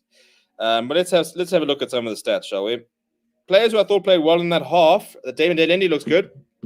Lukanya had some nice moments. See, Khaleesi's working very, very hard. Chavin Yakani had a couple of nice moments. Bongi Manambi not been in his best. I think we'll see Malcolm Marks pretty quickly anyway, because we always do replace our front row relatively quickly. Dwayne Vermeulen's been around, but a bit quiet. Kwaka Smith had a nice turnover early on, but we'd probably like to see more from him as well. The locks, Lord Diago's been full of carrying quite well. Jesse Creel, Maximum Pimpy, they've pretty much been chasing kicks most of the game. I haven't seen too much, but so frustrating to see Damian Williams go off early and not have that opportunity to get a chance. So if we look at some of the stats, well, possession is 50% each, which I don't know if that's wrong, but we very rarely ever see 50% each. So that's an interesting stat. Territory, 52% for Wales, 48% for South Africa, so pretty even as well. We know this is wrong because it says 4 penalties to 3, which is not the case. Let me see if I can find some other statistics that could be a bit more on song. What are we saying here? Though? Henry says, I left my girl to come listen to this. They have to win. Henry says, we're a good team. We're not ruthless enough on the scoreboard to shift to wide on occasions. I like Man United. Let's not talk about Man United. I really don't like the fact that teams feel like they'll get in the game against compared to when they face the All Blacks. Albie says we also can't look at New Zealand last week because they played a game Before that, they were warmed up. Yeah, and it was also a very different Welsh side. Aviator's discipline has been terrible for some time now. Yeah, during the championship, we started seeing issues with discipline. I think we need to sort it out. Albie says Quacker got the last turnover too. There's no fluidity. Ref is throwing a spanner in the works. Bokker need to sort out their discipline. What's your favorite rugby player? Pollard is doing good around the park. Kicks to Pollard have been at 100% rate. Well, it's what we expected to fly, isn't it? This is what we've been asking for the entire year, is just to have Pollard slotting those kicks every single day, because that's what you're supposed to be doing as an international fly half, isn't it? So good to see that he is doing it. Anyway, it's time for another beer. Let's get them open. Let's pop them open, see what we're dealing with here.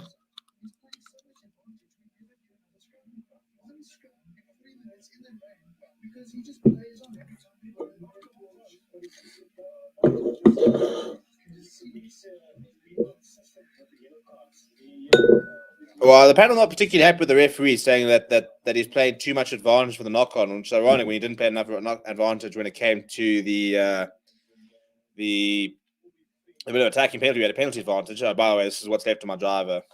Yeah, it didn't go very well, did it?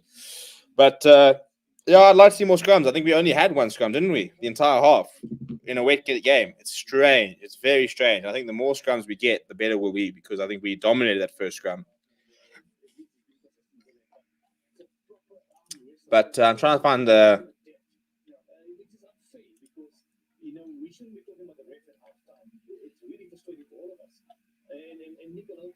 Second half will be more direct when it comes to decisions used to make.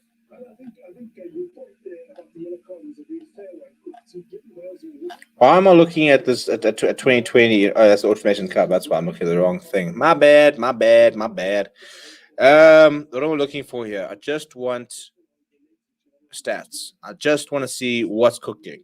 Is that so much to ask? International. There we go. Let's see what Rugby Pass has some of these stats as, shall we? Where we were Wales versus South Africa, 12 points to 9. That is the chat. Right, let's check the statistics. Right, so Rugby Pass reckons that Wales had 65% possession compared to Springboks 35 possession. Apparently, no defenders beaten, which is wrong. They've got no clean breaks here. They got 3 turnovers conceded. Why are these stats never right at halftime? I mean, the tackles there are all a joke. Well, let me see if Ultimate Rugby has updated. Look, we're winning the ground battle. Quacker Smith's won at least 2 or 3 turnovers, which is good to see. It's why he's there. And I think he's very underrated. I think if he did exactly what he did and was 10 kgs heavier, I don't think anyone would have an issue with him.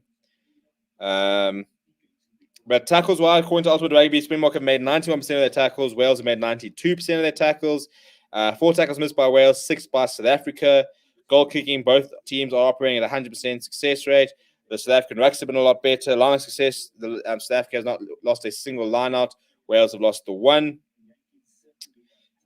Conceded apparently 6 penalties in their own half as Wales, and we've conceded 5, and they've conceded 1 in their opposition half, and we've conceded 4. 1 yellow card apiece. What else are we looking at? Turnovers 1, 4-1 in favor of South Africa. As I said, the breakdown, we are dominating the breakdown. I think we're very good at the breakdown, though. I think we are a team that we do like to exploit the breakdown, because it is where we are very, very strong.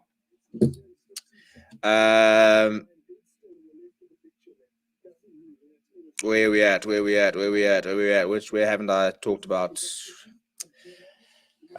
We had the best discipline for years. Why has it kept coming back after COVID? I don't know. It's an interesting point. Why? Where is the discipline gone? Because as you said, I think we were a team which generally didn't concede a lot of penalties, and now it's sloppy penalties as well. You know, like an accidental high tackle or whatever, stuff like that is frustrating. But to concede all these offside penalties that's uncontrollable. You shouldn't be conceding offside penalties, not at the rate that we currently are.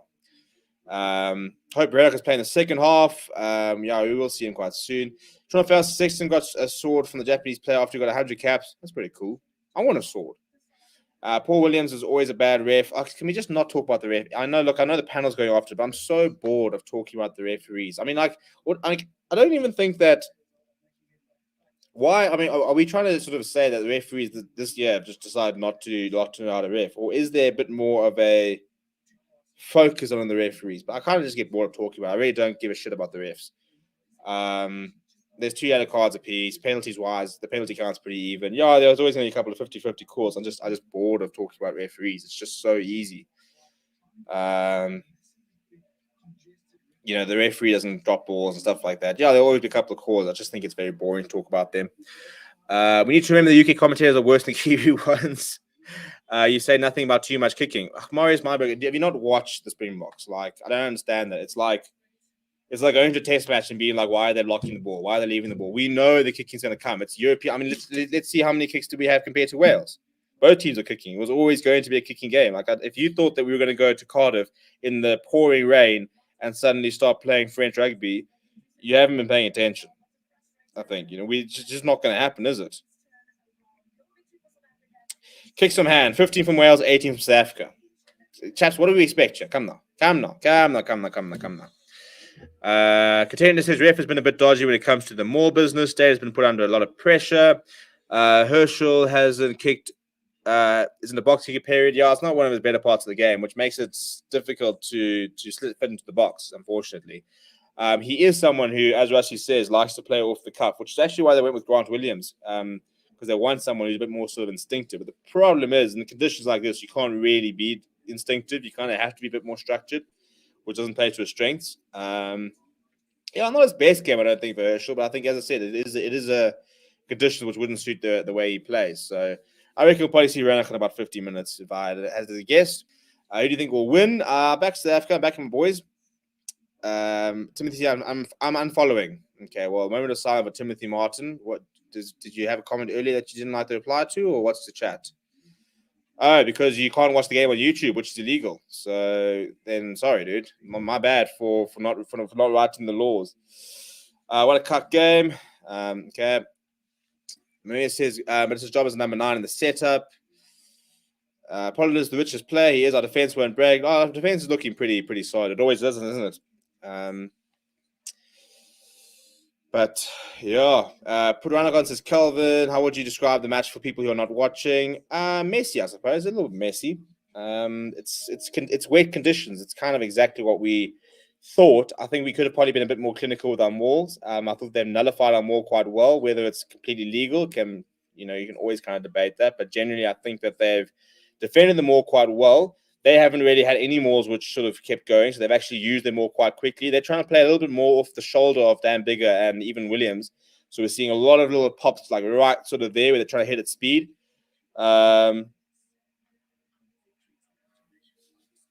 So we've defended it pretty well, though. So I think our defensive system's been pretty solid. We've read there's a couple of plays where they try to sort of switch it to a player running at a different angle. We've read it quite well.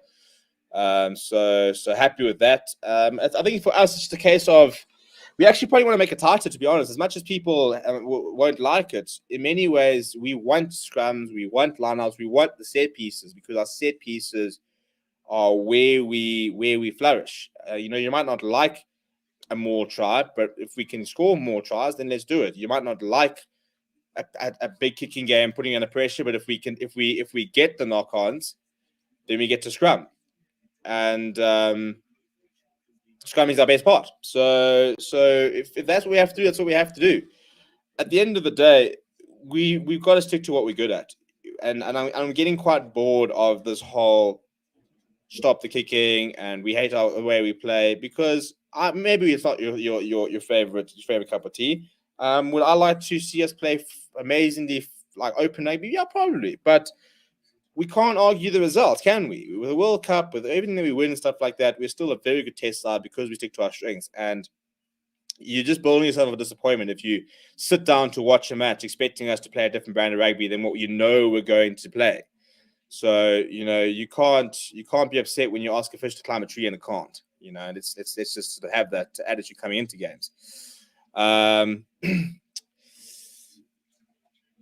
Obviously, I expect more action from the box. I agree, coming James. It's a test rugby. Box can do this. It is test rugby, and test rugby is tactical. It is like this. It's always going to be an arm wrestle.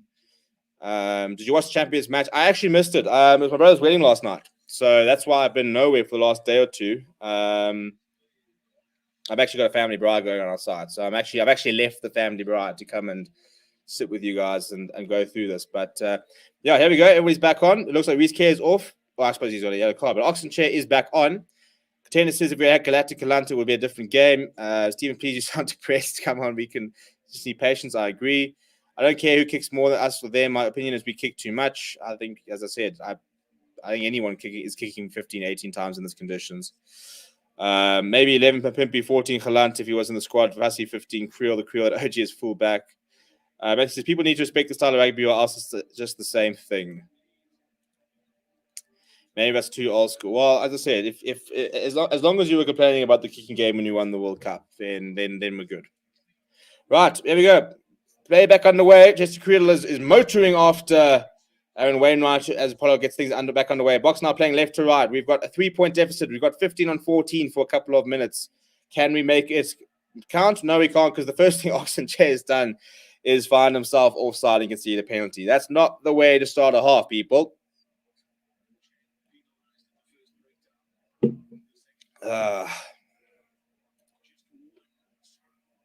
So we've had one scrum the entire day, which kind of nullifies the fact that we've definitely got the better front row, which is quite frustrating. But let's see if we can try and change this.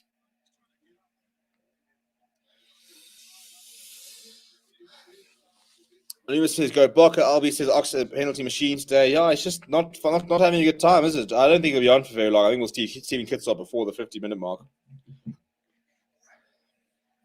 Right, so Wales inside Springbok territory.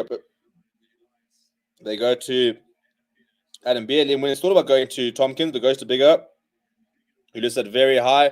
Tester here for France Stain. Very nice under the high ball. That's good from France Stain. Gets the offload away to absolutely nobody, so putting us under unnecessary pressure. Francois, just take the ball into contact and chill. Chill. Let's just slow things down a bit, yeah. Herschel's asked for a block. He's going to go to the box kick. We can... that's nice and high and contestable. Michael Pippy's going to make things a bit complicated. Now, Dan Bigger has gone up there, and there's a knock-on. There we go. Now, you see, for all you might not like it, and I can understand if you don't like it, but it is what it is. That is useful. You know, they've got a man in the bin, which means that right now they've got a scrum, so they have to put on a prop. And we scrummed very well. So if you do kick up the air, you force a knock-on, you then say, right, let's take a scrum, and you scrum well, then it works. So let's use it. Let's try and use it.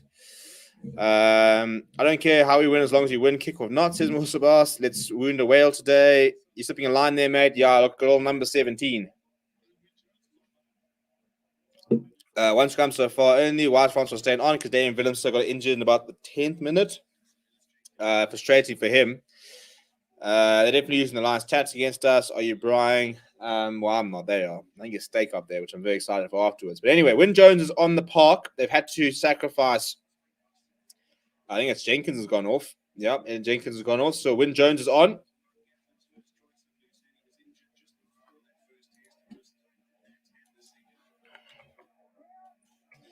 So the British and Irish Lions capped Wyn Jones up against Trevor. First scrum of the second half. Second scrum of the game. And that's a huge scrum from the Springbok. That is massive. You see what I'm saying?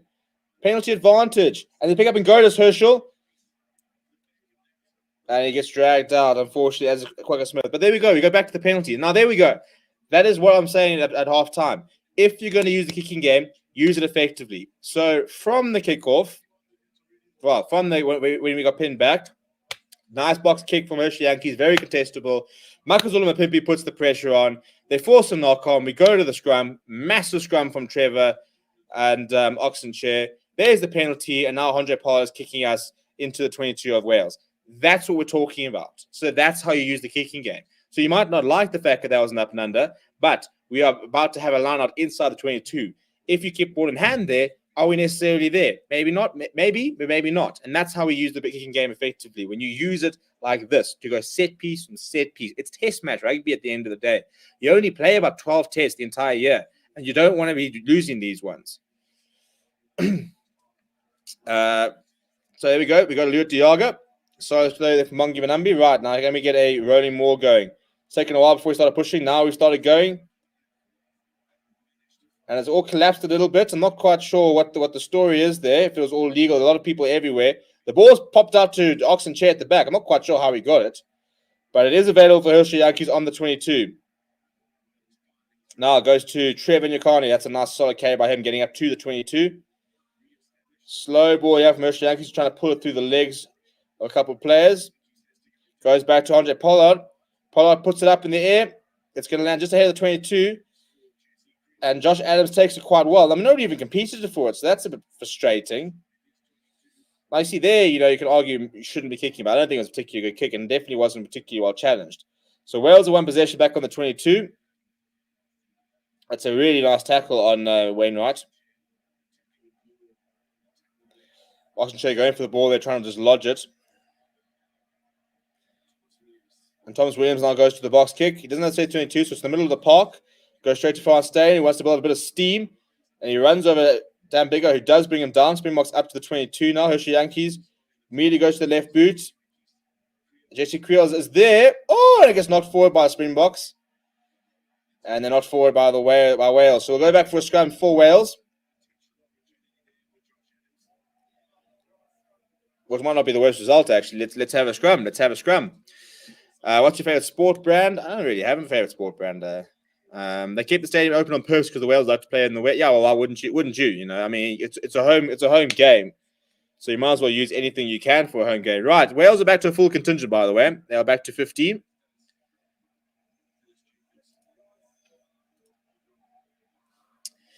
Collins, I think this game is going to end up being a tough grind. Bokker needs to put on more pressure. Well, here comes Vincent Koch. Here comes the entire front row. So Malcolm Mark, Stephen Kitsoff, and Vincent Koch will come off. Frustrating because I think that we had the scrum-wise, we would have dominated them. Bongi and Ox probably not their best games. I thought Trevor was very impressive, though. I don't think he did anything wrong. Honey says we need to win by more than 16 to get back to number one. I don't really care about number one. Let's just win the test matches, shall we? Philippines, we are nowhere as consistent as Springboks, but when we are on the case, we did play a good game. Putting pressure on you guys. Don't know if we can keep it going, though.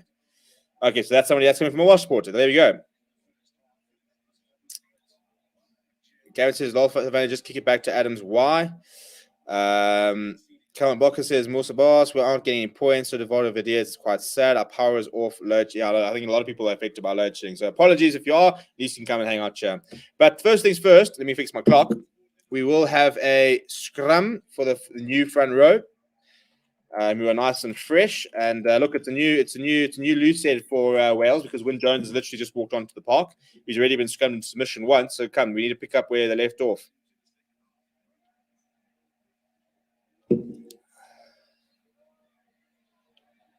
So it is a Welsh scrum, which means that they'll try and put this under the feet of the hooker and get it back as quickly as possible. Because I think they'll be very aware of the fact that they've definitely been under the cosh when it comes to scrum time. Please do continue to subscribe to the channel as well. Smash like on the video. We want to see if we can try and get to 9,000 subscribers by the end of the weekend. So if you haven't subscribed, what are you doing? Subscribe. Right, another reset. Here we go. Here we go.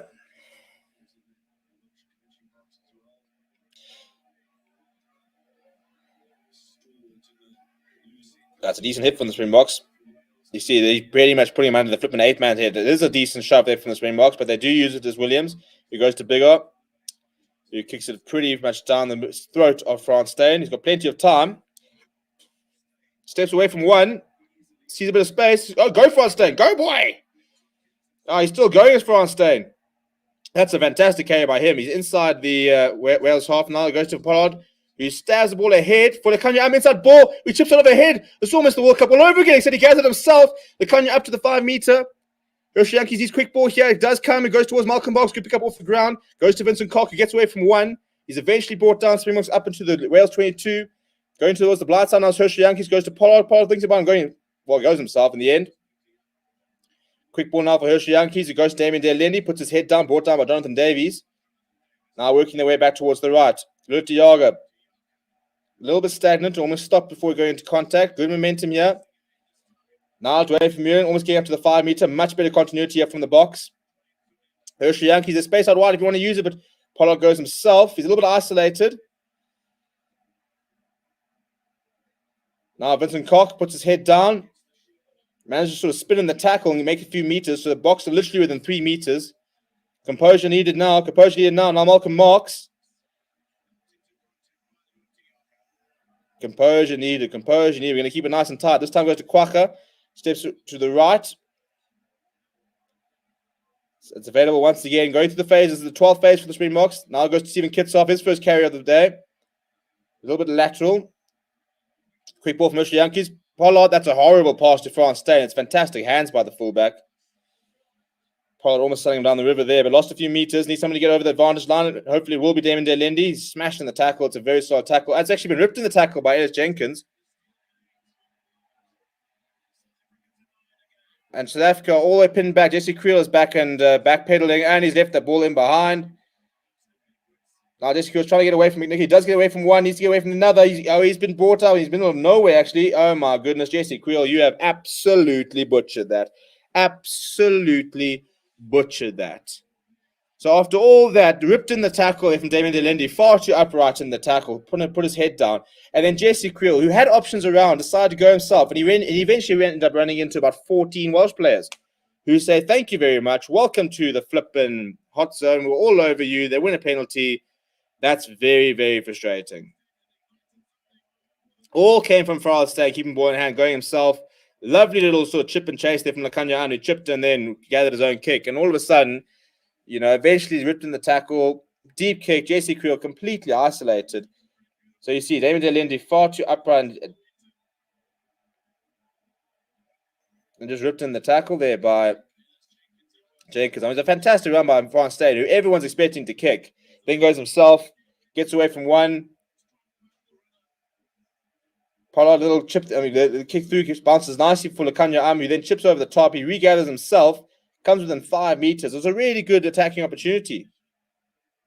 A horrible pass there from Herschel. Well, good hands there from Pollard.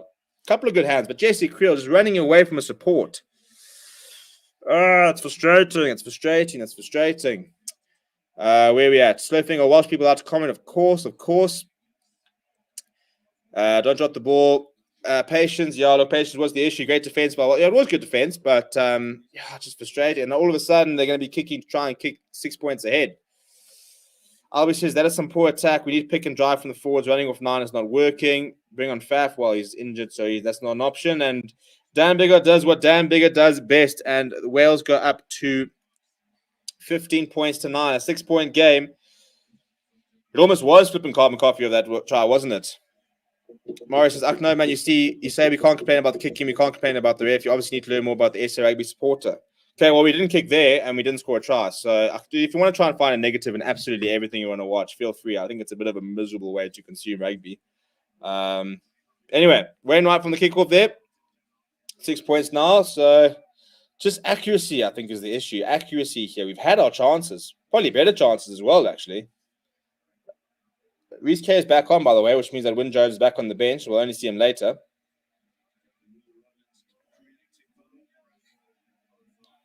Right, Williams going to the box kick, going very, very deep. So, tester for France Steyn, who's well positioned.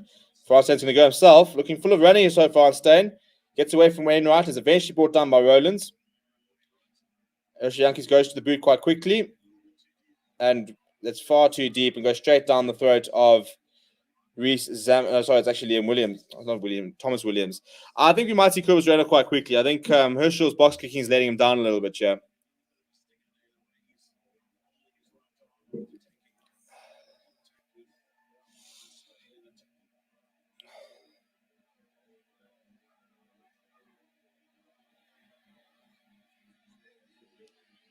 Well, they haven't found contact there. So France Steyn returns the favour, releases that monster boot of his, goes 22-22. McNichol now running in, getting a bit of an angle. Kicks, it's a bit of an awkward bounce to Pollard, who's retreating back. He loses the safety to 22. Does stay just inside. Josh Adams goes inside to Biggar. Biggar kicks and chases himself. Damien Delindi gets up, but Biggar is there to wrap him up. So Springboks eventually managed to win possession back just inside their own half. Penalty advantage, I think, there for not running away. But space on the outside, they want to use it. See Khaleesi. Oh, cheers, Williams. He's still going, Khaleesi. Quick ball now from Herschel Yankees. That's a nice follow-up play from Malcolm Marks. Much better from the Springboks. We need quick ball here, but it's not coming for Herschel Yankees. He's digging for the ball. Gets it to Pollard. Not a great pass to hits up behind him, but he does well to carry it. Not much possession. Yeah, there we go. Now we actually go back to the blowing penalty. Thank you.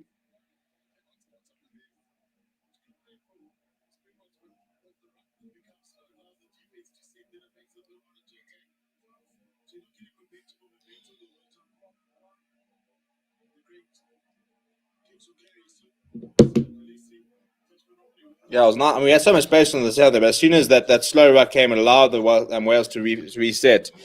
So a penalty here, not really kickable, but I think that, or unless I suppose you go to France Day, it's definitely within his. I mean, hey, Thomas Williams still has absolutely no idea where Siya Kolisi is. He gets absolutely steamrolled here. Cheers, boy. You can't go that high against Siya Kolisi. Are you stupid? It's a marauding run by Siya Kolisi. He's eventually brought down by Tompkins. He's played well again today as Siya Kolisi.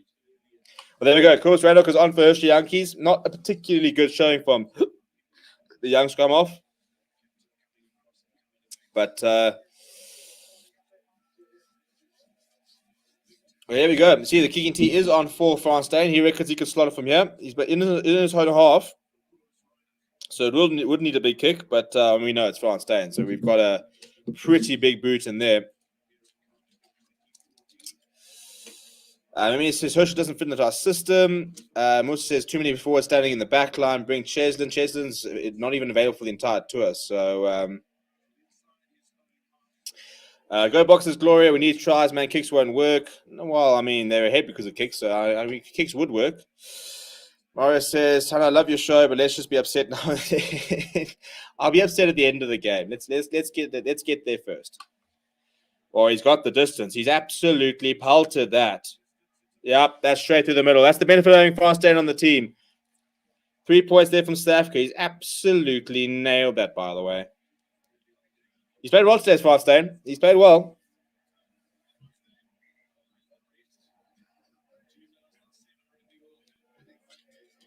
That's a gigantic kick. That is huge. Right on the edge of his range, but that's a very nice kick.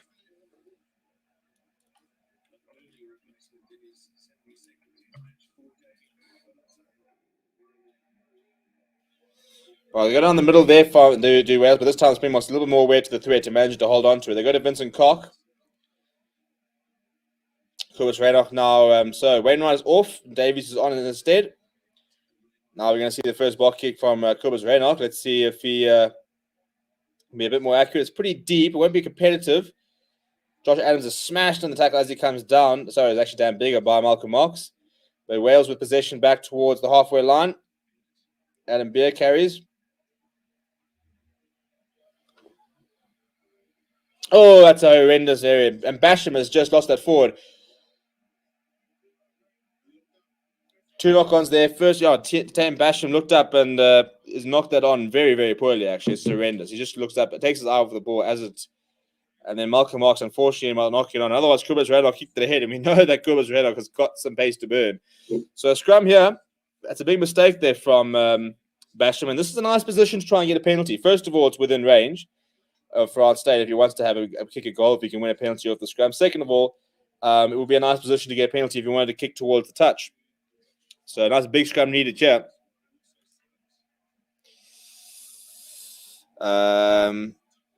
Cheslin, if you're asking about Cheslin, then he's injured. Grant Swart says Tompkins didn't really want to make that tackle. I don't think anybody wants to make that tackle and see it. As Albie says, France is stepping up. In France. What happened to Escom? He injured. Yeah, he's got a concussion. Mark Evanston's got a concussion. That's why he's not involved or was considered for selection. Right. A bit more of a solid scrum there. Waiting for it now. Okay, here comes the ascendancy. There's the penalty as well.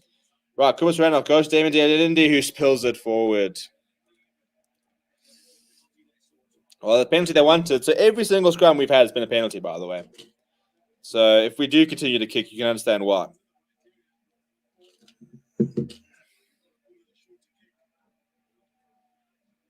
This time, Paul's got the ball in hand. He's going to kick towards the corner. Not driving straight is apparently what the penalty was. At the end of the day, the Springboks have murdered them at penalty time. Andre Pollard has found touch just inside the 22, so it will be attacking option here.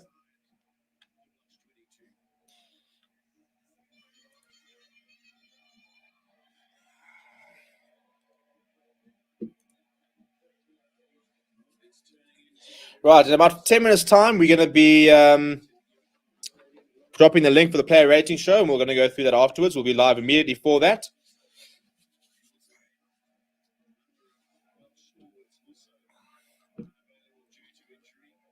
Well, Malcolm Marks, I think this is his first actual throw in the lineup so far. So, goes to Dave Vermeulen. Haven't seen him too much. Not the best structured maul. Malcolm Marks does have the ball at the back. So, you're going to probably have to use this there, trying to find and work out what's going on. A couple of Welsh players have... Yeah, and Malcolm Marks has gone down. Thankfully, Vincent Koch was there to clean up. But Damon Lindy and Stia Khaleesi driving it pretty well. Inside the 22 still, the Springboks here. Now, this is where they could... Oh, it has to be offside there. Ref, surely. Davies did not look onside there at all. Oh, fumbling up there was Ibn Etzebeth. He's hit hard in the tackle as well. His knees on the ground. Ref, his knees are on the ground. Advantage, thank you. Advantage to the Springboks. All this will be 15-15. Unless we can do something a bit more. Quacker Smith goes himself. Bit of a quiet half so far from Quacker Smith. We're not going to Ibn Etzebeth trying to run on the angle. Still a penalty advantage. Oh, and Leo Tiago's left it behind. So we'll go back for the penalty. Right, this is right in front. So this will be 15-15, I've no doubt.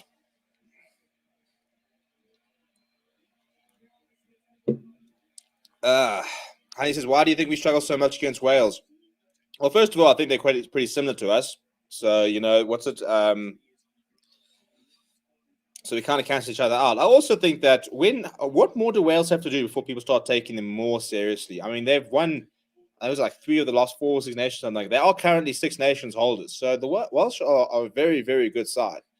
But I think it's just a side which is made to sort of compete against the Boks. They're physically always up for it. They play a very good tactical game.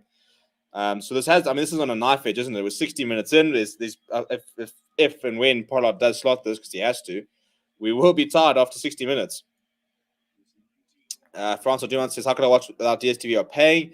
The cheapest way is to use ExpressVPN and sign up for an Amazon Prime free trial. There's no free-to-air services for this one, fortunately. Bruce Boss says, Pollard, please attack the line. What's going straight over the top in the middle there from Andre Pollard, so it's much better from him. 15 points apiece at the hour mark.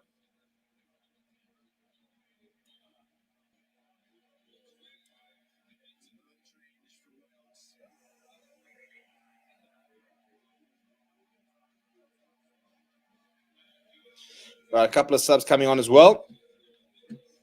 Time is having off.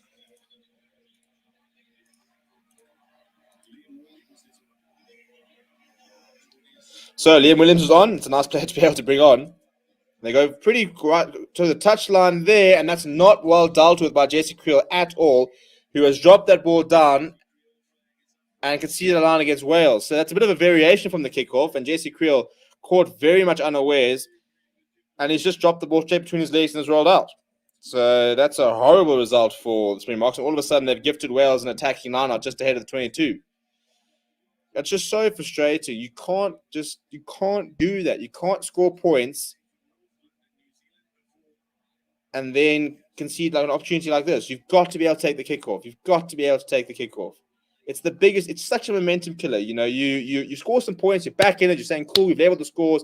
Boom, concede an opportunity. Now the maul has been brought to a standstill, so they've been told to use it here well. So a good maul defense from the Boks. They go to Bigger. He goes to Tompkins, and he's wrapped up with Lekanya. Nice leg drive though. Oh, the ball's gone loose. Damn, Bigger cleaning things up. Oh, and Elias has locked it backwards, so a bit of pressure. And Dre Vermeulen's all over that ball. He loses his footing though, so it's available for Thomas Williams, who goes down the blind side, inside ball to Tompkins, who spins away from one, almost gets away, almost still stepping. He's eventually brought down by Franco Mostert, who just walked onto the park. John with the carry there. Will Griffith, John there. Rush defense in this box, ball over the top, and Jesse Creel has knocked it on. And just the knock on is the call, no penalty there, so I like that from the referee.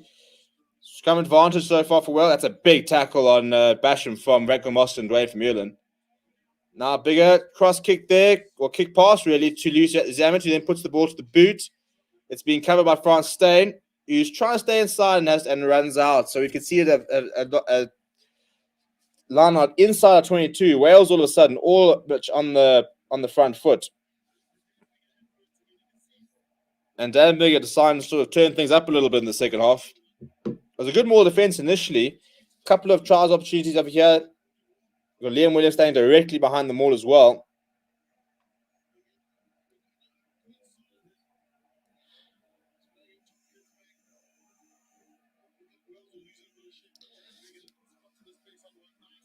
There's a good kick pass there from Dan Bigger, and then Reece Allen puts it to the boot immediately, putting France down under pressure. And he tries to stay in, but he had to just eventually run out. It was uncontested, in brings up ball to Elias, who then goes back to Williams, who steps away from one. Big tackle on him from Kubas Reinach. Big defense needed here from the box. And patience. Can't stroll offside. Got to remain disciplined here. Ooh, pick up and go from Jenkins. Almost bursts through, gets a few meters. Now they go to Will Rowlands. And penalty advantage. That's not what we had to do. Oh, and there's so much space. It's a 2-on-1. Liam Williams. Or it's almost a streaker that has stopped things. Wow, Christ, the spectator has just walked on and pretty much fucked it all up, basically. Literally, 2-on-1 situation there for Wales. And the spectator is currently lying on the floor. And Liam Williams has to get around him and then loses the ball.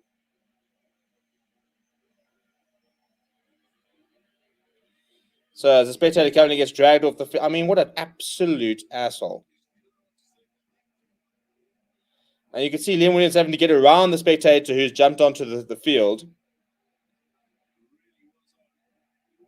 I think, to be honest, I think if it wasn't for the spectator there, I think Wales could have scored a try there. But there's a penalty for Wales for not rolling. And this will probably be 18 points to 15.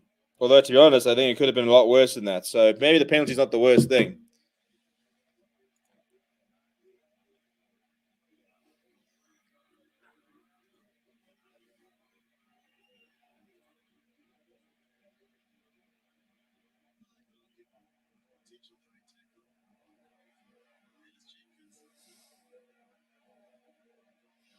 Apparently we're looking at a high tackle here.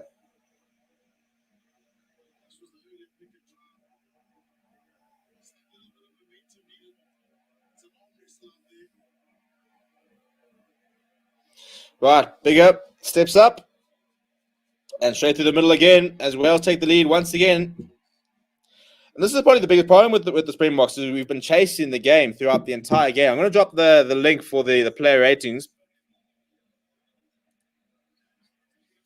We'll be live for the player ratings about 10 minutes after the final whistle goes. It looks like Alton Yankees is on the park. I think it's for Damien Delende, you know.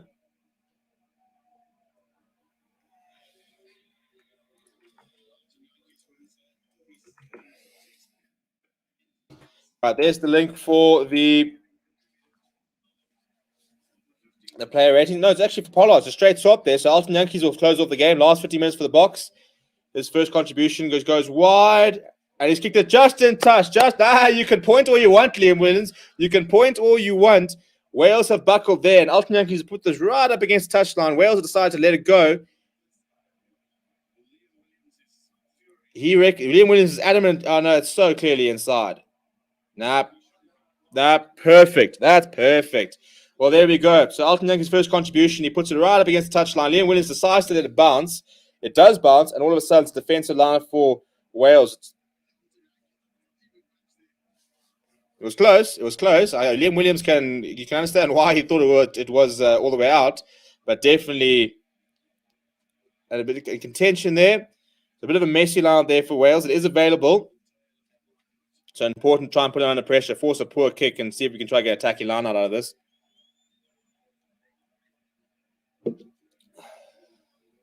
Williams going to the boot. He's going to keep it in field. Test it here for Jesse Creel. Who knocks it forward? Jesse Creel. That's once again he's been found wanting under the high ball. He's actually played pretty poorly today, Jesse Creel. So it was a knock-on advantage for Wales. Nice big tackle there by Sia Khaleesi, forcing Wales, or keeping Wales inside their own half. It should be advantage over, but I mean, really, Jesse Creel, after all that, and you just drop it under the high ball. There wasn't even that much pressure.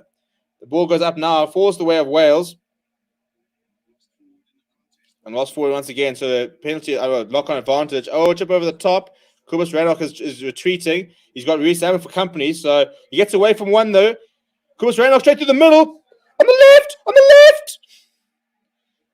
Up to the halfway line. Kubas Reinach was a nice run, but he had players on his left. Right, Quacker Smith picks up and go. We've got no scrum off, so we need to try and get Kobus Reinach out from underneath the base of that ruck. Oh, here he comes. A great little run by Kobus Reinach under a lot of pressure from inside the 22, but he had players on the outside. If he kind of ran away from the support. Oh, and he's put that very, very high in the air. So this will be. It's not back towards the French side. Hey, but Evan Etzebeth has jumped on it. Come on! Here we go! over! Here we go! Well, there it is. There it is. A bit of luck. A bit of luck is all we need. And for the first time in the game, the Boks are ahead. Hey, what is it with him? You just get those players. You just get those players. Well, this is all credit to Kobus Reinach. A brilliant piece of awareness there to get away from Reece Dammit. Ran towards the middle. Look, Marcus Pimpy was on the left there, but he kind of ran away from his support. And then the box kick from Reinach was horrendous. But the ball bounced towards the Welsh side. Eben Etzebeth was there, picked up and go. Bounced straight into his hand, a couple of steps. Ball inside to Pimpy. A perfect little handoff. And then the ball away to Pimpy. You're not catching him. You're not catching him. And once again, Makazona Pimpy, the man of the hour, over for another try. The Springboks ahead for the first time with 12 minutes to go. We're having a look, but I don't know what you want to look. I think they're having a look here to see if there was maybe it came off a South African hand off the. So we're having a check here, I think, to see if it was a knock-on from a South African hand off the kick. If not, we're all good. But that's the only thing that could possibly rule this out, is that if it comes off a South African hand forward off the box kick, that would be the only reason this could be disallowed.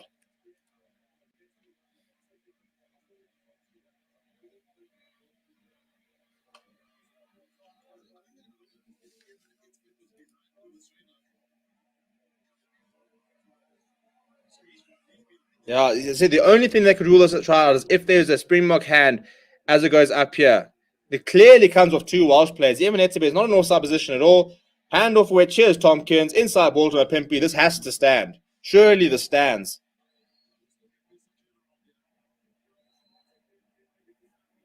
What?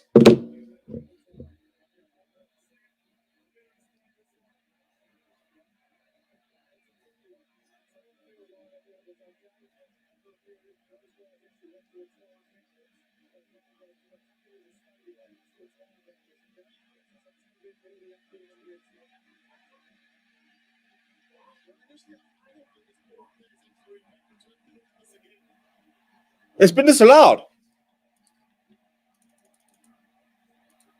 For what? They're saying that we had to retreat. It's a penalty for Wales for Springbok players offside not retreating.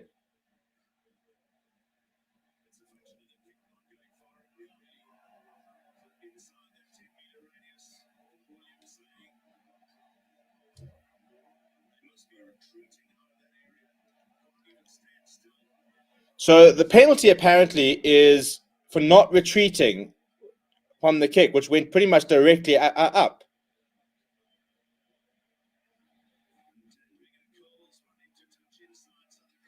Well, I have to see that. We weren't even looking at that, so we have to see that again. Look, you're now testing my blooming knowledge of the laws. From the sounds of it, it's a case of if you're within, players within 10 meters have to retreat. So basically, the kick that went so far up in the air is the reason it's been brought back. Well, that's frustrating, isn't it? Yeah, so because the kick went straight up in the air and didn't go far enough, that the SA players have to retreat. The players that are ahead of the kickoff. Because obviously it's the back, because the box kick, there are players that are ahead. Well, you're bringing in a lot of interpretation into that. That's a nice tackle by Malcolm Marks. Well, he slips up to the neck, but... Well, it's good more defense here from the Springboks, but 3 points still in the game. It's held up, so it's a turnover ball for the Springboks.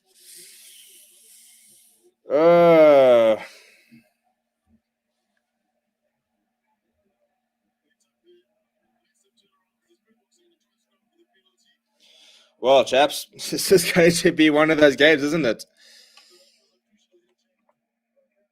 Look, if I'm going to be brutally honest, I think it's you're now extending my knowledge of the laws there. So I know that if players within 10 meters do have to retreat from the kick. So the problem, I think, is because the kick didn't go anywhere, that in theory the players in front of the kicker have to retreat and didn't. And that's why the try has been chalked off. There was no issue with knock-ons. There was no issue with Ibn Etzebeth being in offside position or anything like that.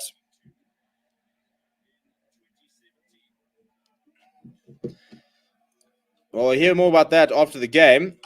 But until then,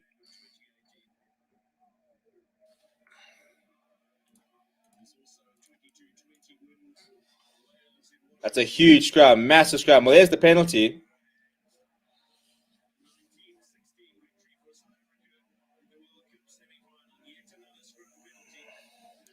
I mean, we've literally won a penalty every single scrum we've had, by the way. Every single time we've scrummed, we've won a penalty.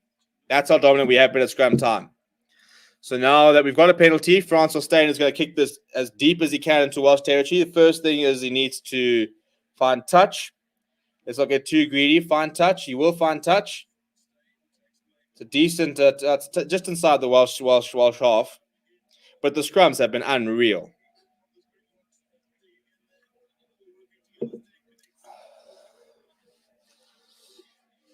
Come on, chaps. We're going to leave it late again. Are we going to leave it late again?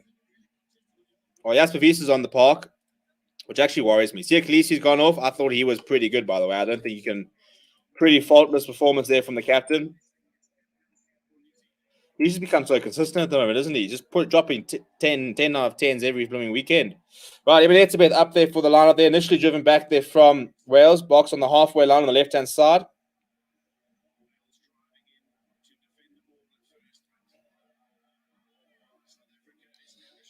Now Malcolm Mark spits off the maul. Goes himself. A bit isolated there, but the ball is available for Kobus Reinach. He goes to Stephen Kitsoff.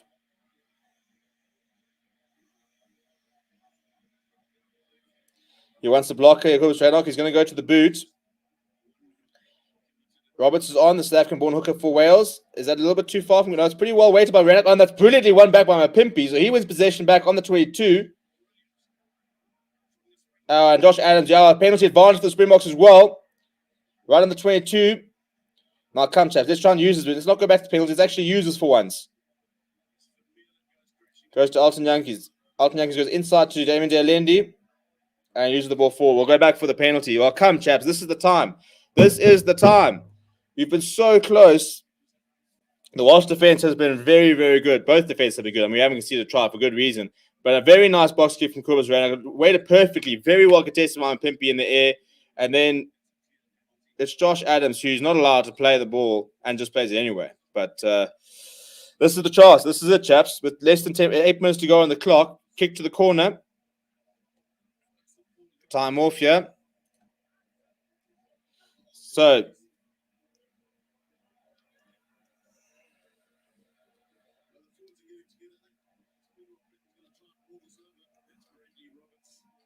I'm sure the call has to be go to the corner. Look, you can take a scrum if you want. For me, I'll go to the corner. If you win, however, if we go to the corner and you try and maul and you win a penalty, I would take the scrum.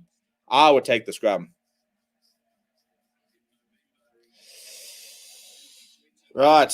Steven says the scrums have helped. Get Kwaka off. He's useless. I wouldn't say he's useless, to be honest. I don't think he's done too much wrong today. Weird analysis of that one. I'm still convinced about Wiese. See another good game. If you're saying you're not convinced, I'm also a bit worried about Jasper Wiese. But captain of the field now will be Dwayne Vermeulen. There's no Pollard who's the official vice captain, so Vermeulen's calling the shots here. Simmons finds space. So the scrums have helped to stay forward behind and not scoring. Well, there we go. So Alton Yankees does what Alton Yankees does. He put us on the 5-meter line here. Well, 8 meters, 9 meters out. Right, first things first, Malcolm. You gotta hit your line out jumper here, chap.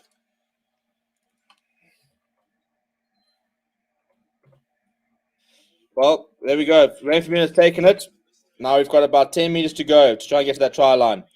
Well, they've got the go forward ball. We've got go forward ball. Still a go forward ball. We've got the run. Keep going, Mark. Come on. Bruce strength. There's the pack. They've been doing it all game. We're over. Malcolm Marks. I mean, the rolling maul actually hasn't worked very well today, but that was absolutely massive. That was just brute force. That was the South African pack drawing a line in the sand and saying, you know what, we're actually going to put in a statement here. And that is a massive move. As soon as it crumbled apart, you knew it was only going one way. Solid line of win there. They had the patience to wait for Malcolm Marx, and they said, right, now we're going to go. And you can see they're going. A couple of Welsh players lose their footing, and as soon as it breaks up, they've got the run. I mean, what's Louis Rees-Zammit going to do against 5 marauding Springboks? He's going to do absolutely nothing. And Malcolm Marx crashes over. I think it's quite a significant try, actually. I think it's a landmark try for Malcolm Marx. 20 points to 18 with 7 minutes to go. Right, Alton Yankees right on the left-hand side. In fact, I probably would have given this to Frans Steyn, actually, because this doesn't suit the left-footed kicker. So it's interesting that Alton is taking this, because this, as a left-footed kicker, this is probably the worst place you could actually kick from. So I'm not quite sure why Frans Steyn isn't taking this, but Alton Yankees, yeah, you see he's hooked and pulled it right. That's why he would have taken a right-footed kicker. It's gone around the face of the upright, so it's a 2-point game with 6 minutes to go.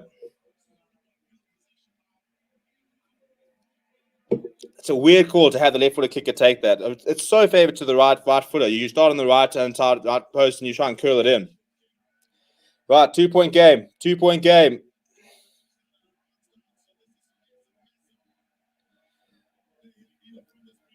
Well, they go towards the space. Jesse Kriel underneath the ball.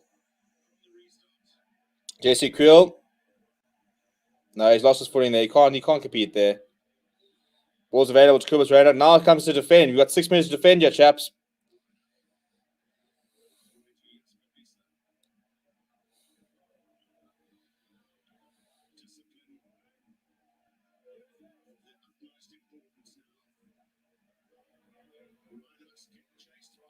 Kriel, well, it's well taken up in the air there. It was a decent chase, but now Wales on the halfway line. Anskim is on the park. Gives it to Wyn Jones, who's wrapped up. They're trying to keep him up. Oh, he's been ripped in the tackle by Quacker Smith. That's a massive rip in the tackle there by Quacker Smith. And the box already up at the 10-meter line. Raynoch goes to Alton Yankees. Alton Yankees puts it up in the air. That'll land just ahead of the 22. It's very contestable. Makazuma Pippi's there. The ball lands the Springbok side. The Kanya Amos needs to come inside. Well, they've got a scrum advantage there, I think. Now Jasper Wiese marauding his way past 22. This is what we need. Advantage over there from the knock-on. It would have been nice to have actually just taken it. Right, Alton Yankees goes himself into the 22. Reinach, inside step there from Jasper Wiese. A penalty here would be pretty marvelous, to be honest. Ebenezer carrying it through. Come on. We're going through the phases here. Let's try and get us a penalty. Penalty advantage. Come on. That's what we need. Malcolm Marx. Now, penalty advantage. Give it to Alton. Let me try to dissect our defense here. It's got straight through the hands of Quacker Smith. This goes down to Quacker Smith, by the way. This penalty right now goes down to Quacker Smith. That turnover was massive. Absolutely crucial. The entire thing here comes down to that turnover from Quacker Smith. And yeah, you got to milk that penalty, and you got to kick Josh Adams in the face. I love it, Kubus. Well done there. You milked the penalty, you won it, you smacked at Josh Adams in the head. I think it's just a good day in the office. No, I wouldn't go. No, I mean, what's the conversation here, Chad? Oh, we've gone for the line. I would have given this to Alton. Well, we've gone for the line. We're going to try and. So Alton kicks to the 5 meters. I probably would have actually taken the 3 points here. I think, with Alton with the left foot, that would have started on the left-hand post, curled it in. I'm not quite sure this is the right decision. I enjoy the being brave enough to go for this, but a bit of a more risky option to go for the line, but fair enough. Where are we at? Should have given Frans Steyn to Gary Saunders. I agree. Brad Grandpa says the best form of tennis is attack. Please don't lose again in the last minute. We've got 3 minutes to go. Giannis says, I love your passion for us not being able to watch. Makes game real. Oh, thank you. I mean, it's unashamedly, isn't it? Poor decision making, says Calvin. Sorry, Quacker. Yes, you did actually. Drop kick. Okay, seeing Quacker is an ace at that. I love it. We must stop playing bumper car rugby. Kicking game works well. Running in and bump, then do nothing with it doesn't work. Well done, Carl, keeping the Welshman in the ruck. Right decision. Let's go for the try. Well, here we go. We got my time back on. Once again, it's gone to Dwayne Vermeulen. Now, can we just... It looks a much better and more defense initially from Wales. So patience needed. Patience needed. At the end of the day, we just need to stay in this area. We are finding a couple of meters. Malcolm Mark's got a decision to make. We've broken off here. We've broken off here. Keep going. We're 2 meters away. The patience. He's still going as Malcolm Marks. Now we need to try and recycle this. The ball's available. That's the big thing. Jasper Wiese looking for a pick up and go. Goes himself towards the left-hand side. Now the ball's popped over the top, but I think it's Kwaka's jumped all over. Yeah, cheapers. You see, that's the benefit of having somebody that quick. Ball spews out the top, and Kwaka Smith is on it like a flipping rash. Now Stephen Kitts, chaps, we can just pick it out. That's a milk it, Kubas. Milk it. Vermeulen carrying it up there. Ooh, it has to be offsides there, ref. Surely. Very quickly there with the Welsh defense, but Stephen Kitsoff, Vincent Koch, I've been getting those two wrong the entire day. Paul Koch is definitely not ginger. Now Stephen Kitsoff, there's the spicy plum. Lots of phases here. The important thing is just composure, chaps. Composure. Oh, there was a flipping knee in there. So to knock backwards like Kobus Reinach. Oh, you see, I'm not convinced. The boot comes in there and the ball comes out there. And it's a penalty for sealing off, which I think it is sealing off. But I don't know where the boot comes from. I'm not happy with that boot. I think Etzebeth does seal that off in trying to sort of get that back. But there was a stray boot that suddenly kicks that ball back. And this is the last thing we need, right? So, penalty to Wales. They're inside the 22. So, Gareth Anscombe's got a long way to kick. He's only found touch toward the 10. In fact, it's behind the 10 meter. Right, a minute and a half to defend. You see, look, who kicks this ball out here? I think this is a very deliberate, accidental boot. We're looking at the wrong ruck there. Oh, dear. Oh, dear. Oh, dear.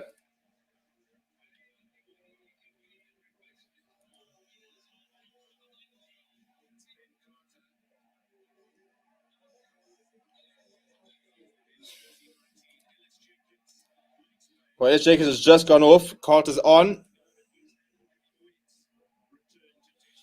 Hey, we can't just... When was the last time we had a nice sort of comfortable victory where we just weren't stressing and biting our nails the last, 70 seconds to go? 78.50 is the official time on the clock. This box needs to defend 80 seconds, and we've got a win onto a first win in Cardiff since 2012. It'll be a landmark victory if we can do it. But this is close. This was close. And they're within a penalty, eh? So a penalty would win in the game. So this is big. That's all I said. I wondered if we shouldn't have gone for the 3 points there. It would favor the left-footed kicker. Nick Tompkins has gone down the tunnel.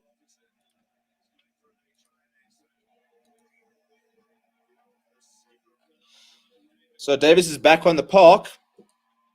Right, time on. 80 seconds. We're going to contest the line out. Franco Moss had a good go. Oh, that looks forward. Nice tackle here. The ball's bounced on the back. Kwaka Smith all over that ball. Jasper Wiese trying to get him. Jasper Wiese, just get away from a ruck because you love a penalty. Just chill. Make some tackles, and that's where you land. Nice big tackle there from Malcolm Marks. Got to keep them inside their half. Less than a minute to play. Nicely wrapped up by the Kanyama on McNichol. Wales is not. That's what. Just here, they can't do anything from here, chaps. No one's slowing. That's a nice big tackle there. Well done, Jasper Wiese. Now, just tackle. It's all you have to do, Jasper. I don't want you anywhere near a ruck because you will concede a penalty. Just tackle. Nice. There we go. Kwaka Smith up nice and quickly. Up on Adam Beard. Inside the 22. And a penalty in front of the poles. Thank you very much. Put it in a postcard. Send it home. One match so far on tour. One victory. Rusty Russ was back in the box. And we're moving. Cheers, chaps. There we go. There it is. Right in front, Alton Yankees is going to put this through. And the first win since 2012 in Cardiff is coming away. Look what it means to the coaching staff. Look what it means to the players.